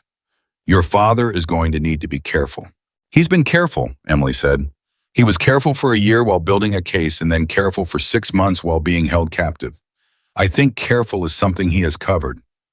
Hawk made a sound that was the closest thing to a laugh she'd heard from him all night. What about you, he said. Emily looked at him. What about me? You've been running on adrenaline and purpose for 6 months, maybe longer. He said it without judgment, the way someone states a weather fact. That stops at some point, and when it does, I'll deal with it, she said. I know you will. He turned to look at her directly. But you don't have to deal with it alone. That's the thing your father understood about us, and the thing most people in this town never did. We're not what we look like. We're not the headlines. We're people who showed up for someone, who showed up for us, and we don't forget that. Emily held his gaze. He told me to trust you, she said. First line of thinking I saw in that notebook about you was 4 years ago. Just observations. Notes about character, long before any of this started. She shook her head slightly. He'd been trusting you for a long time. And you, Hawk asked. Emily thought about the parking lot, about standing in front of 40 men and saying the words she'd rehearsed at 4 in the morning because they were the only things she had left to hold on to. About the way the night had moved from that moment to this one, not in a straight line, but in the complicated, lurching, unexpected way that real things moved when real people were involved. Yeah, she said, I do. Hawk nodded once, the kind of nod that closes a thing and opens another all at once. Go take care of your father, he said. She went. The drive back to Silver Creek took 40 minutes longer than the ride out because Birch drove carefully, and because Thomas fell asleep in the passenger seat about 15 minutes in his head against the window. His breathing slow and even in the way of someone whose body has finally, after a very long time, decided it's safe to let down its guard. Emily sat in the back and watched him sleep and didn't take her eyes off him for 40 minutes. At some point during those 40 minutes, her phone buzzed. Grace. She answered without speaking, and Grace on the other end heard the silence and understood it completely. He's okay, Grace said, not a question. He's asleep in the front seat, Emily said quietly. Grace made a sound on the other end of the phone that was not a word in any language and didn't need to be. I'll have coffee, Grace said when she could speak again. And I'm calling Dr. Mercer. Don't argue with me. I wasn't going to argue with you, Emily said. Good, because I've been standing in this restaurant for 4 hours with a coffee pot going cold, and I have a lot of feelings that need somewhere to go, and the next person who tells me to calm down is going to find out exactly how I handle that. Emily pressed her hand over her mouth for a moment. Grace, she said. What? Thank you for staying. A pause on the other end. Then, where else was I going to go? Grace said simply, like it was the most obvious thing in the world, which Emily thought it probably was. She hung up and looked at her father's sleeping face and let the last 6 months move through her in one long silent wave, all of it. The fear and the not sleeping and the notebook and the parking lot and the look on his face when the door opened and he saw her standing there. All of it present for just a moment and then receding the way waves do, leaving something behind on the shore that hadn't been there before. Not peace exactly. Not yet. Too many things still in motion, too many loose ends, too many conversations still to have, and statements still to give, and late-night telephone calls with lawyers and troopers, and questions she hadn't been asked yet. But something solid underfoot. When they reached Silver Creek, the town was quiet, in the way small towns are quiet after midnight. Not the locked door, drawn blinds quiet of a community hiding from something, but the ordinary quiet of people in their beds, in their routines, unaware that 3 miles outside town, the axis of several things had quietly shifted. Birch pulled up in front of the restaurant and cut the engine. Thomas stirred. He blinked at the windshield for a moment, with the disoriented gravity of someone returning from a long distance. Then he saw the restaurant, the lit windows, Grace's shadow moving behind the glass, the parking lot he'd pulled into 10,000 times over 30 years, and he went very still. We're home, Emily said. Thomas didn't say anything for a moment. Then the coffee machine's going to be terrible. Grace has been maintaining it. Grace cannot make coffee. No, Emily agreed. She absolutely cannot. Thomas let out a breath that was 8 parts relief and 2 parts amusement, which Emily thought was probably the most accurate ratio for everything about tonight. He reached for the door handle. Emily was already out and around to his side before he got it open, and she offered her arm without making it a thing. Just placed it there, and Thomas took it without making it a thing either, and they walked toward the restaurant door together. The way they'd walked together her whole life, her matching, his pace, him trusting her to be there, both of them understanding, without discussion, the particular geometry of how they fit alongside each other. Grace had the door open before they reached it. She looked at Thomas, and Thomas looked at her and Grace, who had spent 40 years being the most composed person in any given room, covered her mouth with both hands and said absolutely nothing for a full 5 seconds. Then she said, "You look terrible." Thomas smiled, real and slow and completely unguarded. "You look wonderful, Grace. Don't you dare try to charm me right now, Thomas Carter." Her voice broke on his name just slightly, and she stepped aside to let them in, and then immediately put her hand on Thomas's other arm, the 3 of them moving through the door together, and Emily felt the restaurant close around them, like something being sealed, the bell above the door ringing once. The same tables, the same counter. The coffee machine making its familiar noise, which was as promised terrible and entirely perfect. Thomas looked around the room, slowly, taking it in the way a person takes in something they weren't certain they'd see again. Sit, Emily said. He sat at the corner booth, the one he'd sat in for 30 years, the one that faced the door because Thomas Carter had always sat facing the door in every room, a habit so old Emily had stopped noticing it until right now. She sat across from him. Grace put coffee in front of them both without asking the way she always did because she'd been doing it so long, the asking had become redundant, and then she went back behind the counter and pretended very hard to be busy. Thomas wrapped his hands around the mug. For a while, neither of them said anything. I need to tell you something, Thomas said finally. Emily looked at him. When I was writing that notebook in the months before, he paused, organized, his thoughts came back. I wrote a lot of things I wasn't sure I'd get to say out loud. And there were moments in that room late when the facility got quiet where I thought maybe that was it. Maybe the notebook was going to be all that was left of the things I needed you to know. Emily's chest tightened. Dad, let me say it, he said gently. I need to say it. He looked at her across the corner booth in the restaurant he'd built 30 years ago, with the terrible coffee and the familiar smell, and Grace pointedly not listening behind the counter. I am more proud of you than I have words for. I want you to know that. Not because of tonight. Tonight was extraordinary, but that's not what I mean. I mean the whole thing, the whole person you've become, every choice you've made. I've watched you grow up in this restaurant, and I've watched you take care of things that should have been my job to take care of. And I've watched you hold this whole place together when I couldn't, and I need you to know that I see it. All of it. I have always seen it. Emily sat with that for a moment. You hid Christmas presents in a false bottom drawer, she said. Thomas blinked. I'm just saying, Emily continued, and her voice was shaking just at the edges, that if you had any idea what kind of person I was going to be, maybe the bar for Christmas security in this household should have been higher from the beginning. Thomas stared at her. Then he laughed. Real laughter, unprepared, the kind that arrives without announcement and takes over completely. And Emily laughed too, and across the restaurant, Grace made a sound into the coffee machine that was unmistakably a sob, being converted at high speed into something that could pass for composure. They laughed until it tipped over into something else, not crying, but its close neighbor. And then they found the level again, the way water finds its level, and sat in the familiar booth, in the familiar restaurant, and let the night slowly, carefully become morning. Outside, somewhere in the distance, the sound of motorcycles. Not many. 4, maybe 5, doing a slow pass through Main Street on the way out of town, the sound of engines that had spent the whole night pointed in the direction of someone who needed them. Thomas heard it too. He tilted his head slightly, listening. They came, he said. All 40 of them, Emily said. Thomas nodded slowly, looking at something Emily couldn't see, some interior accounting she didn't have access to. Hawk's a complicated man, he said. Most people only ever see the outside of him, and they see what they expect to see. They never look long enough to find what's underneath. He said something like that about you tonight, Emily said. About patience, about the most dangerous person in the room not always being the loudest. Thomas was quiet for a moment. Did he?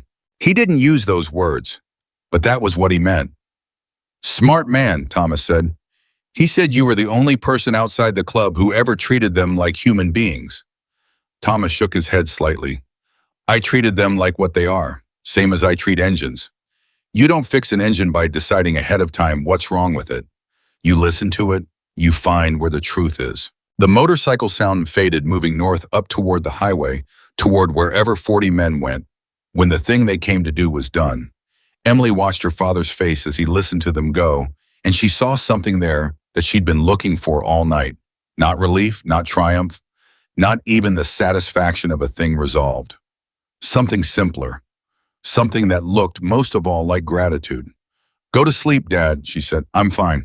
Dr. Mercer is coming in an hour. You're going to want to have slept before you have to argue with her. Thomas considered this with visible seriousness. She's relentless, he said. She is, Emily agreed. Sleep now. He didn't argue. He leaned back in the corner booth and his eyes closed, and within 2 minutes his breathing had slowed to the even rhythm of genuine sleep. Not the guarded surface-level sleep of a man in a locked room, but something deeper. Something that belonged to a person who had just arrived finally somewhere safe. Emily sat across from him and watched him breathe. Grace appeared beside her with a fresh cup of coffee and sat down without asking in the seat next to Emily rather than across from her. And they sat together in the quiet restaurant while Thomas Carter slept in the corner booth. And none of them needed to say a single word. And the coffee machine made its noise. And somewhere outside, the first Grace suggestion of morning was beginning to appear at the edge of the mountains. The evidence in the workshop drawer was still waiting. The statements were still coming. Victor Hargrove's lawyers were somewhere in the dark already making phone calls. 3 county officials were about to have very bad mornings. The world was still in all its ordinary messiness, entirely in motion. But in the corner booth of a roadside restaurant in Silver Creek, Montana, Thomas Carter was sleeping with his face relaxed for the first time in 6 months, and his daughter was sitting across from him with her hands wrapped around a bad cup of coffee, and neither of them was anywhere else. That was enough. For right now, that was everything. Dr. Mercer arrived at 6:17 in the morning.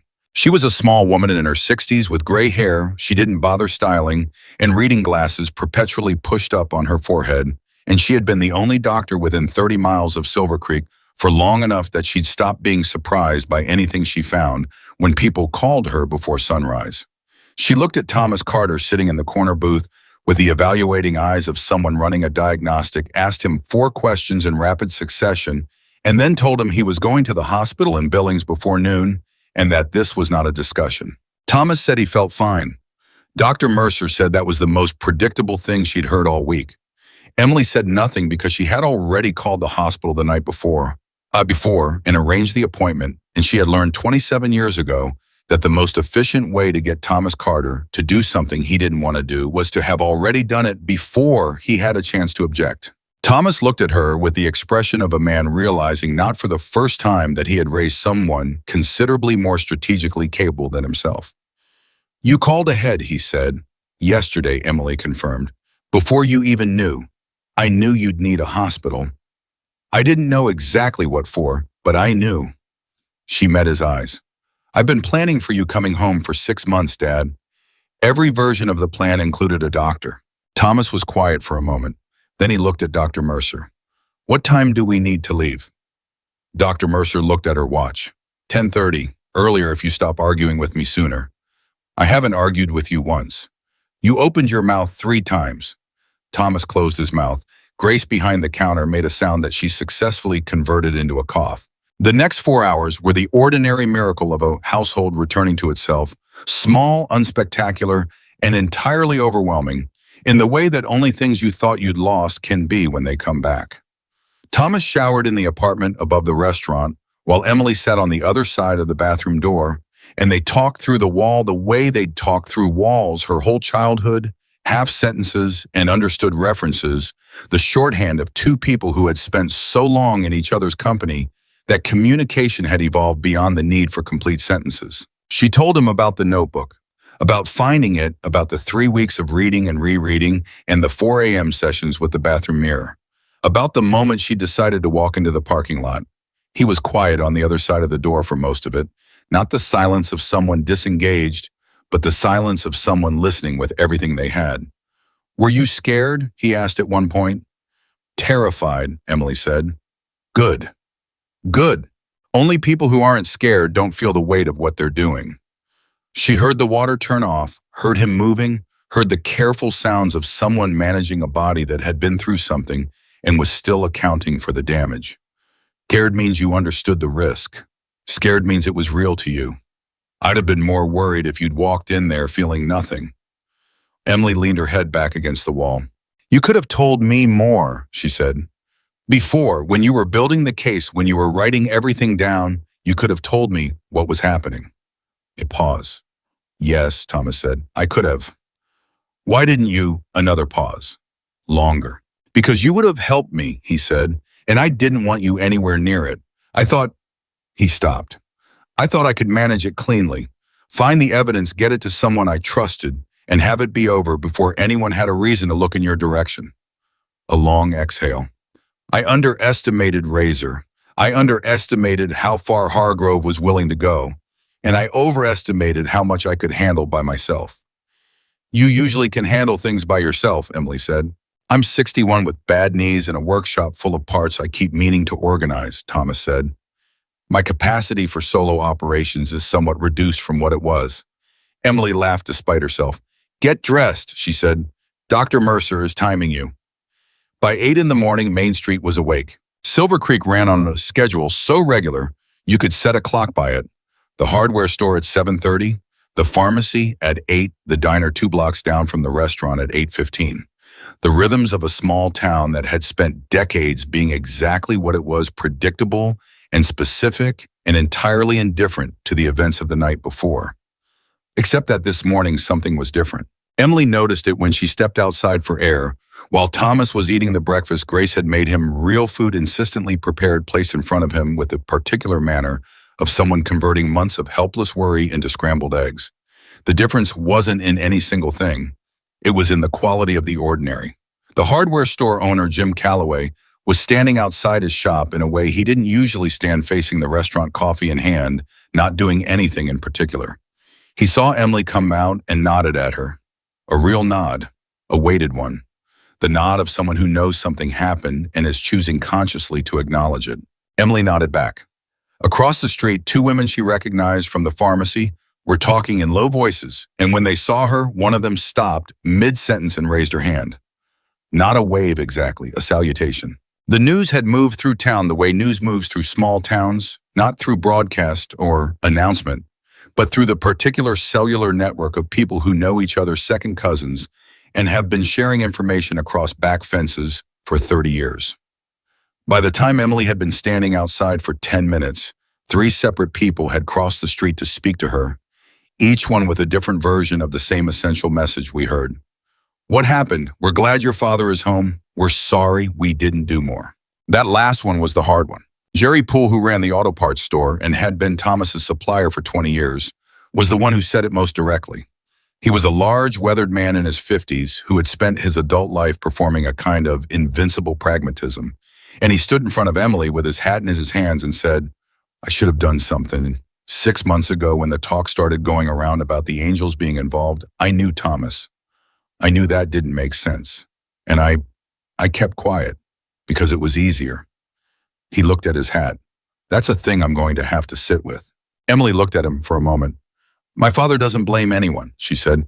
He's going to come out of that restaurant in about an hour, and he's going to shake your hand and ask how your inventory system is holding up and whether you've replaced that shelving unit in the back that was listing. That's who he is. Jerry Poole pressed his mouth together hard, nodded. That's who he's always been, he said.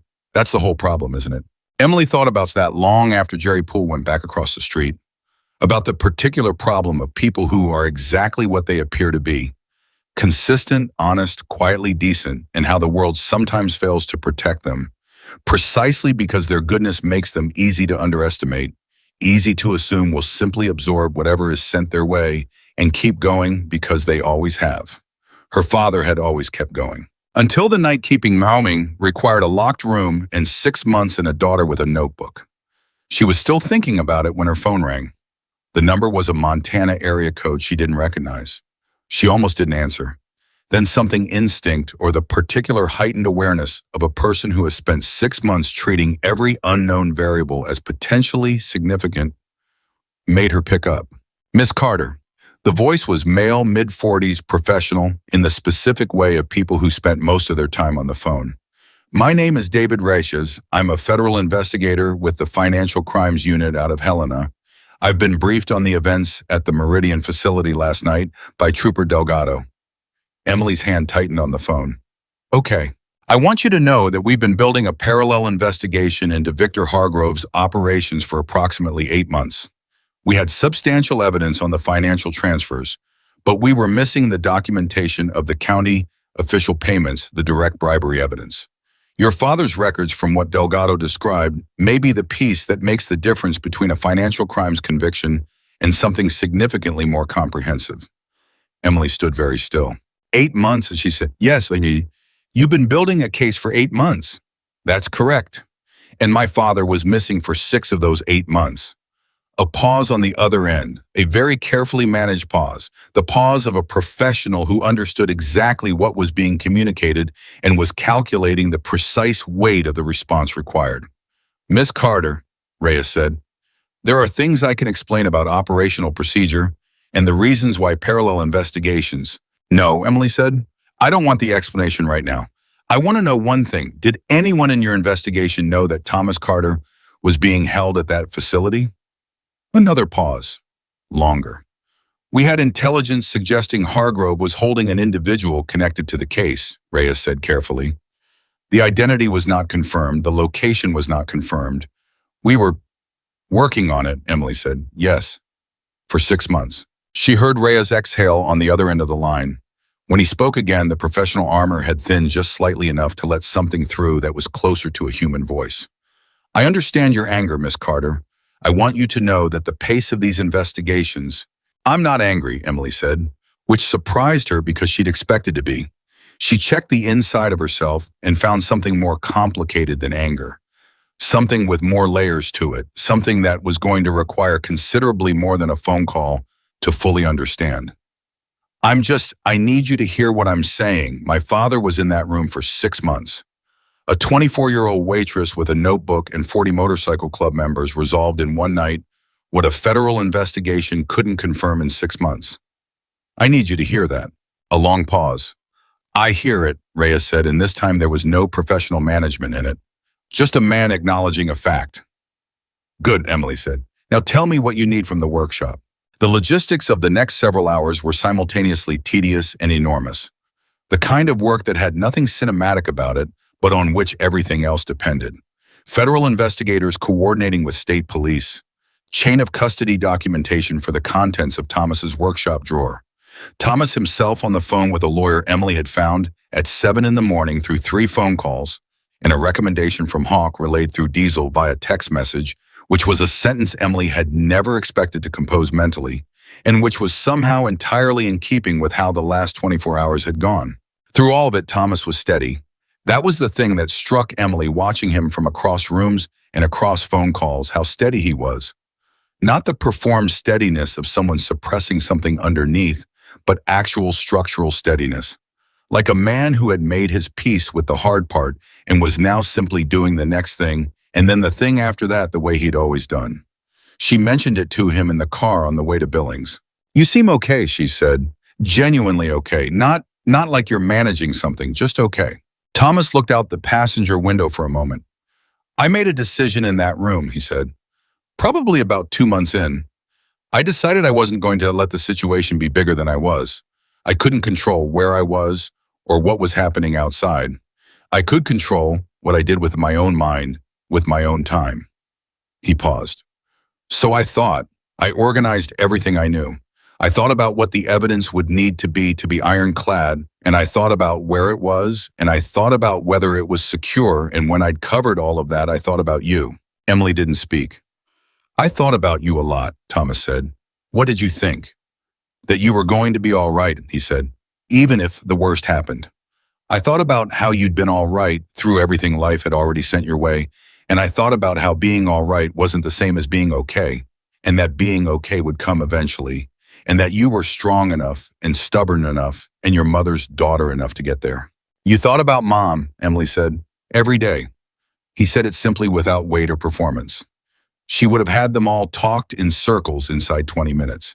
She would have walked into that facility and found the filing cabinet with the evidence herself and organized it alphabetically before anyone else got there. Emily laughed sharp in surprise because it was so completely accurate. She would have made Hargrove apologize directly, Emily said. And mean it, Thomas agreed, somehow. They drove in comfortable silence for a while, the kind of silence that has been earned through years of being in the same spaces. The particular quiet of two people who don't need to fill every moment with words to feel present with each other. Then Thomas said quietly without preamble, Tell me about Razor. Emily looked at her hands. He gave us Hargrove, she said. He made the call to the police. I know, Thomas said. Grace told me. Grace tells me everything eventually in the particular order that seems most strategic to her. He paused. How are you feeling about it? I don't know yet, Emily said honestly. I know what he did. I know why. I know what the outcome was. And I know that my father, who has never been wrong about a person in my entire experience of watching him read, people wrote in that notebook that Hawk was not the enemy. He never wrote that about Razor specifically, but he also never wrote anything against him. No, Thomas said. Did you trust him? Emily asked. Before. Thomas was quiet for a moment. I trusted his loyalty to the club. I trusted his competence. I trusted that he was a man who understood consequence, which is why I was surprised when he stopped.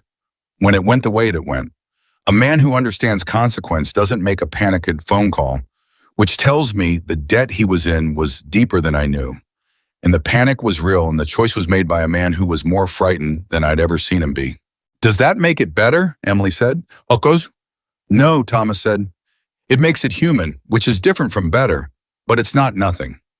Emily sat with that for the rest of the drive. The hospital in Billings was everything a hospital in Billings was: efficient, fluorescent lit, staffed by people moving with the particular purposefulness of work that had no margin for inefficiency. Thomas was processed through intake with the help of Emily's prearranged appointment, and within an hour was being assessed by a doctor who explained in the carefully calibrated language of someone trained to deliver difficult information without triggering panic that Thomas had a partially healed rib fracture, early-stage malnutrition, and a left knee that had been managing an existing injury without treatment long enough to become something that would require real attention going forward. Thomas listened to all of this with the same expression he used when a customer described an engine problem. Interested, engaged, completely unsurprised to find the situation somewhat worse than initially presented. You knew about the knee, Emily said after. I knew it was bad, he said. I didn't want to know exactly how bad until I was somewhere it could be addressed. That's the most you way of handling that I've ever heard. I'm a very consistent person, Thomas said. The rib fracture stopped being a medical abstraction and became something real and physical in Emily's chest the moment the doctor said it. She managed the reaction the way she'd been managing reactions for 6 months. She breathed. She waited. She did not let it become larger than the moment required. But afterward, when Thomas was being taken for additional imaging, and she was sitting alone in a waiting room chair with a paper cup of hospital coffee that made Grace's bad coffee seem aspirational, she allowed herself 3 minutes. 3 minutes where she sat with the rib fracture and what it meant, and what 6 months alone in a locked room had cost a man who had never once in her knowledge of him asked for anything he couldn't earn through his own effort.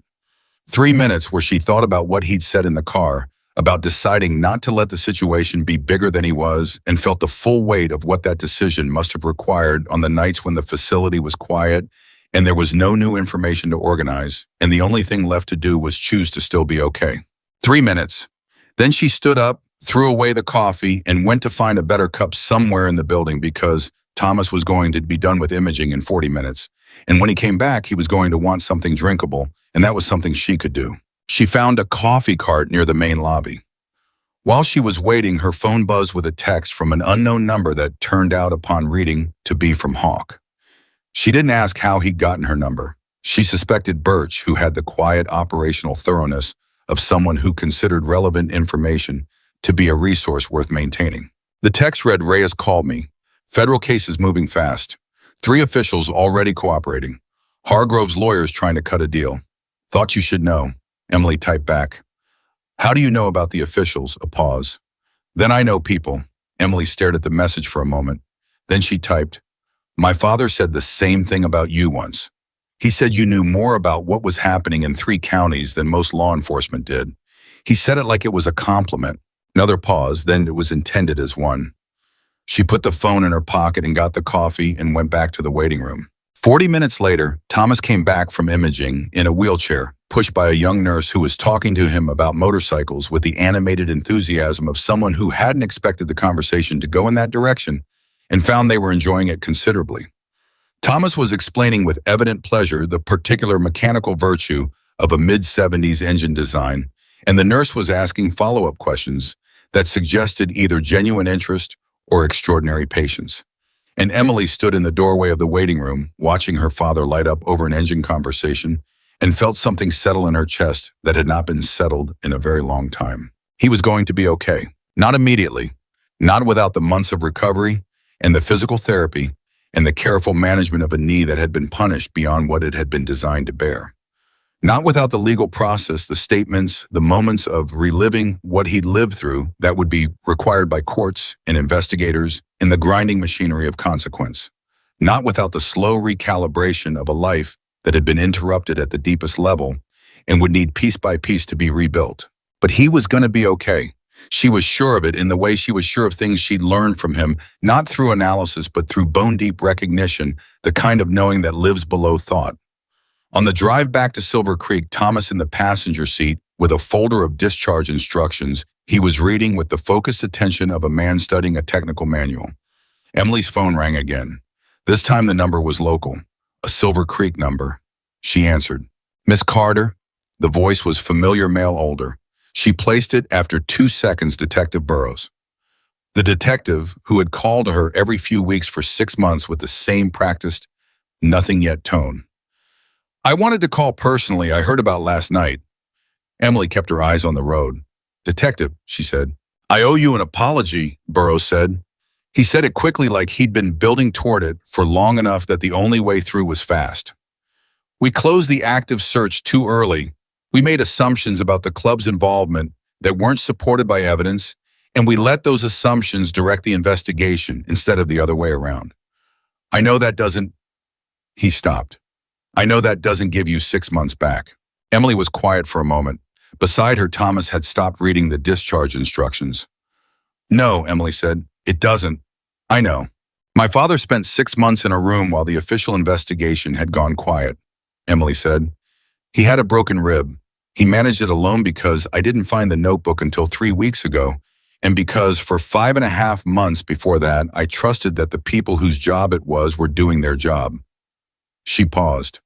"I'm not going to tell you I forgive you right now. I don't know if I do. But I'm also not going to spend the next part of my life carrying around something that heavy when there are better things to carry." Burrows was quiet. "That's more than I deserve," he said. Probably," Emily agreed. "But it's what I've got." She hung up. Thomas looked at her. "You okay?" he said. "Working on it," she said. He nodded, put his hand briefly over hers on the gear shift just for a moment, and then went back to the discharge instructions. They got back to Silver Creek at 4 in the afternoon. Main Street felt different in the afternoon light than it had in the morning. Less tentative. Like a town that had spent all day quietly processing something and had arrived communally at a decision about how to relate to it going forward. Jim Calloway waved from outside the hardware store. The pharmacy had a handwritten sign in the window that said, "Welcome home." Thomas Grace's handwriting.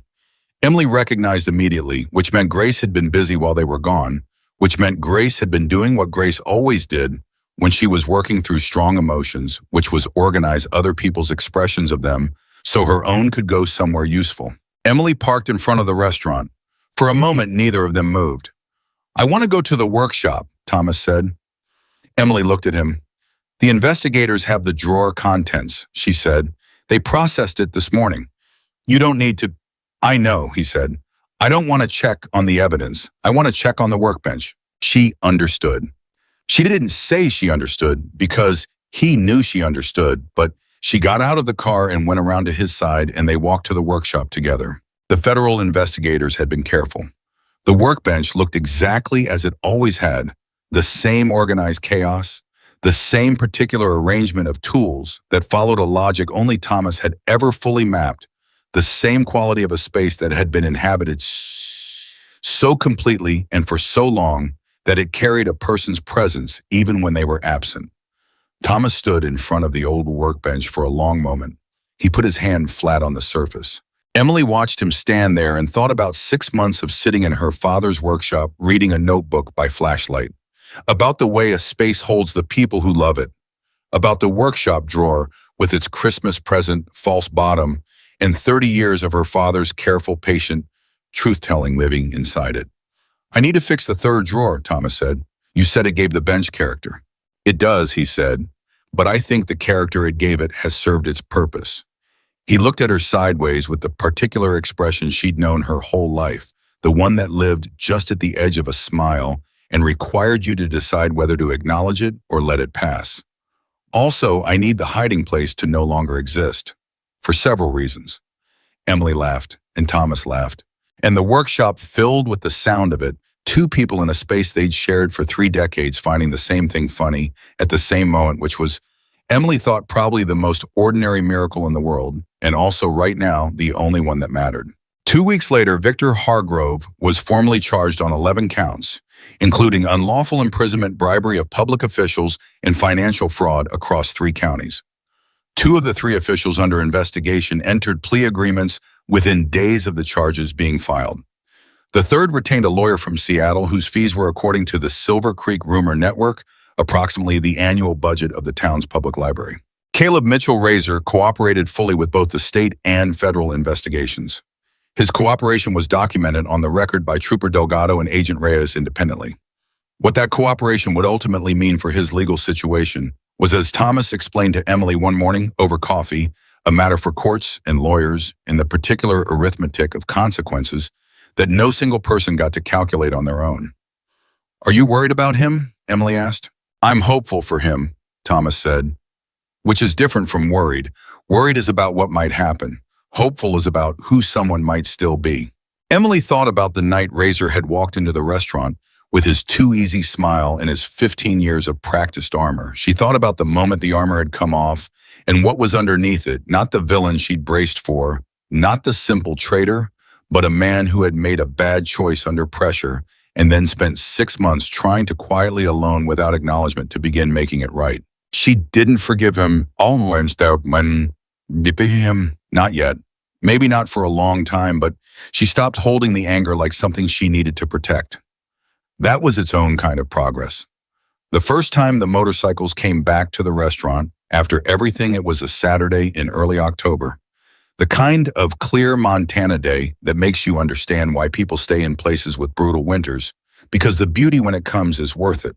7 bikes, not 40, Hawk in front, Diesel beside him, 5 others Emily had come to know by name over the preceding weeks through the particular ongoing low-level communication that had developed between the restaurant and the club, facilitated primarily by Thomas, who had apparently resumed his role as informal liaison between Silver Creek's most unlikely friendship the moment he was physically capable of holding a phone. Thomas was behind the counter when they arrived, moving with the careful deliberateness of a man learning his rebuilt knee's new parameters, and he came out from behind the counter when the door opened the way he'd always come out, unhurried, at ease, the posture of a man in his own place with people he was genuinely glad to see. Hawk came through the door first. The two men looked at each other across the restaurant. Then Thomas extended his hand and Hawk took it, and they shook hands, the way men who have been through something together shake hands, not a greeting, but an acknowledgement, a shared accounting of something that would never fully reduce to words. "Sit anywhere," Thomas said. "Grace will be out in a minute. Don't order the coffee." "The coffee is terrible," Diesel confirmed to Hawk. "The coffee is terrible," Thomas agreed cheerfully. Emily was at a back table with her laptop working on the statement she'd been asked to prepare for the federal case. She watched her father move between the tables, watched him talk to these men, the way he'd always talked to them, like people straight and simple, and watched those men talk back to him the same way, and thought about what Silver Creek had looked like 6 weeks ago and what it looked like now. Not transformed. Small towns didn't transform.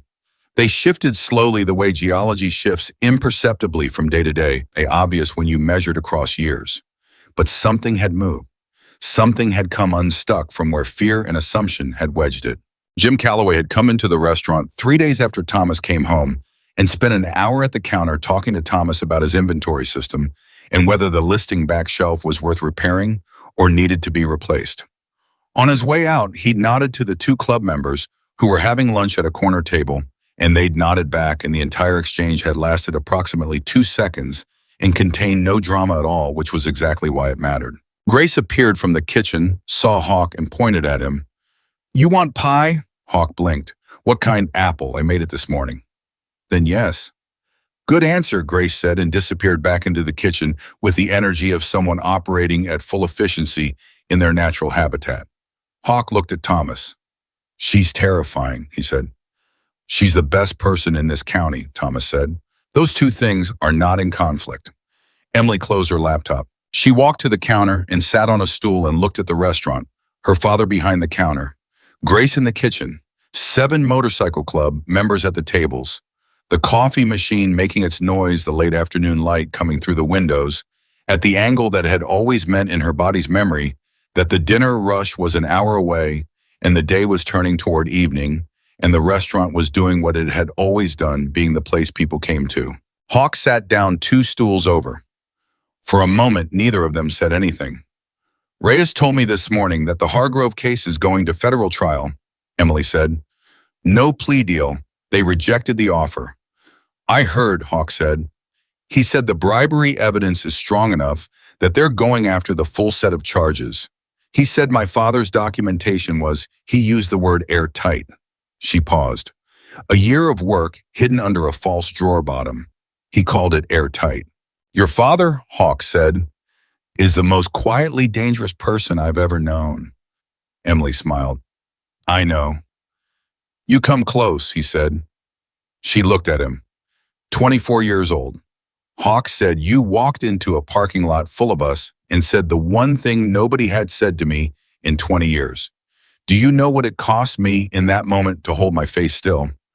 I didn't know, Emily said. I just knew what my father wrote. I trusted the notebook. You trusted him, Hawk said. Yes, Emily said. I do. Hawk nodded slowly.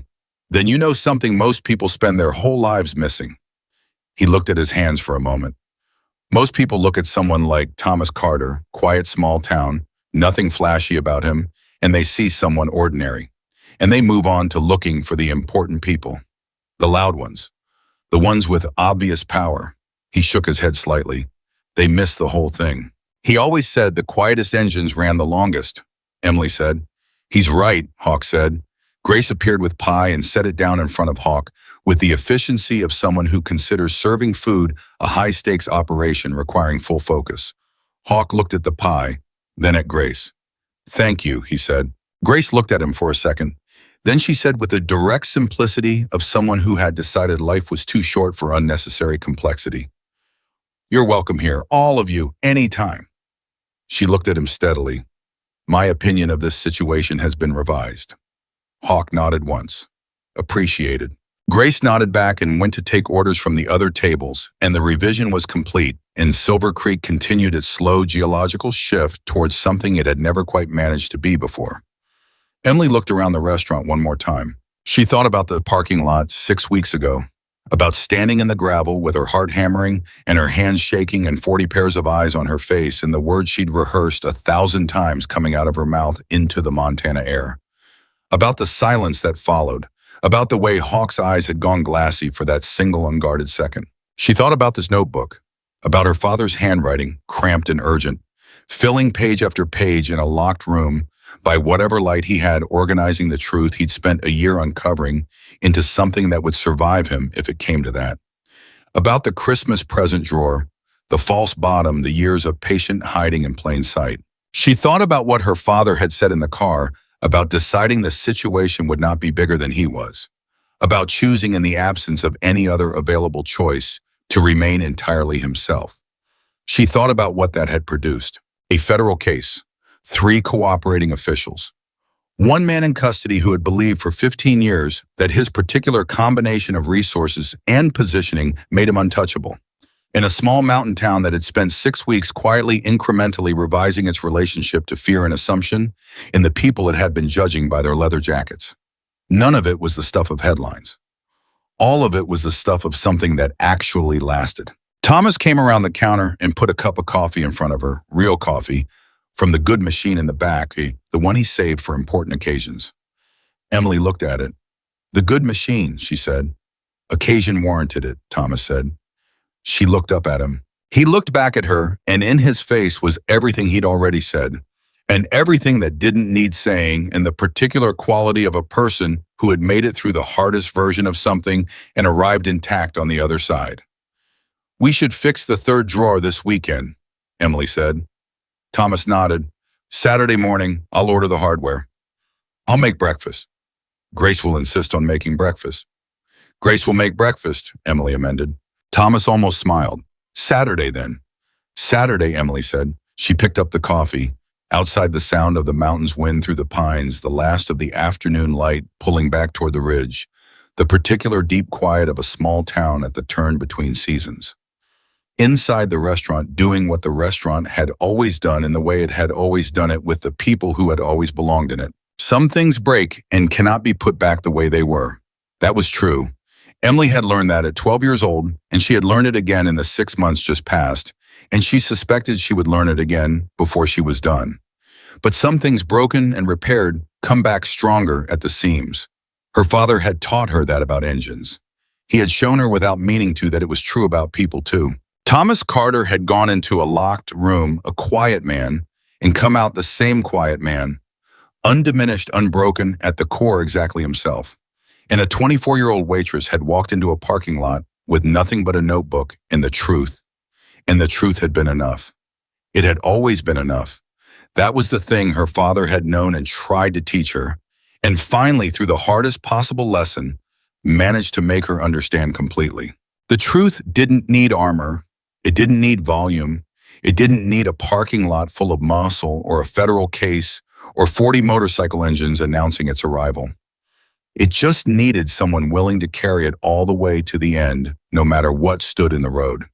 Emily Carter had been that person, and Silver Creek for the rest of its life as a town would remember it.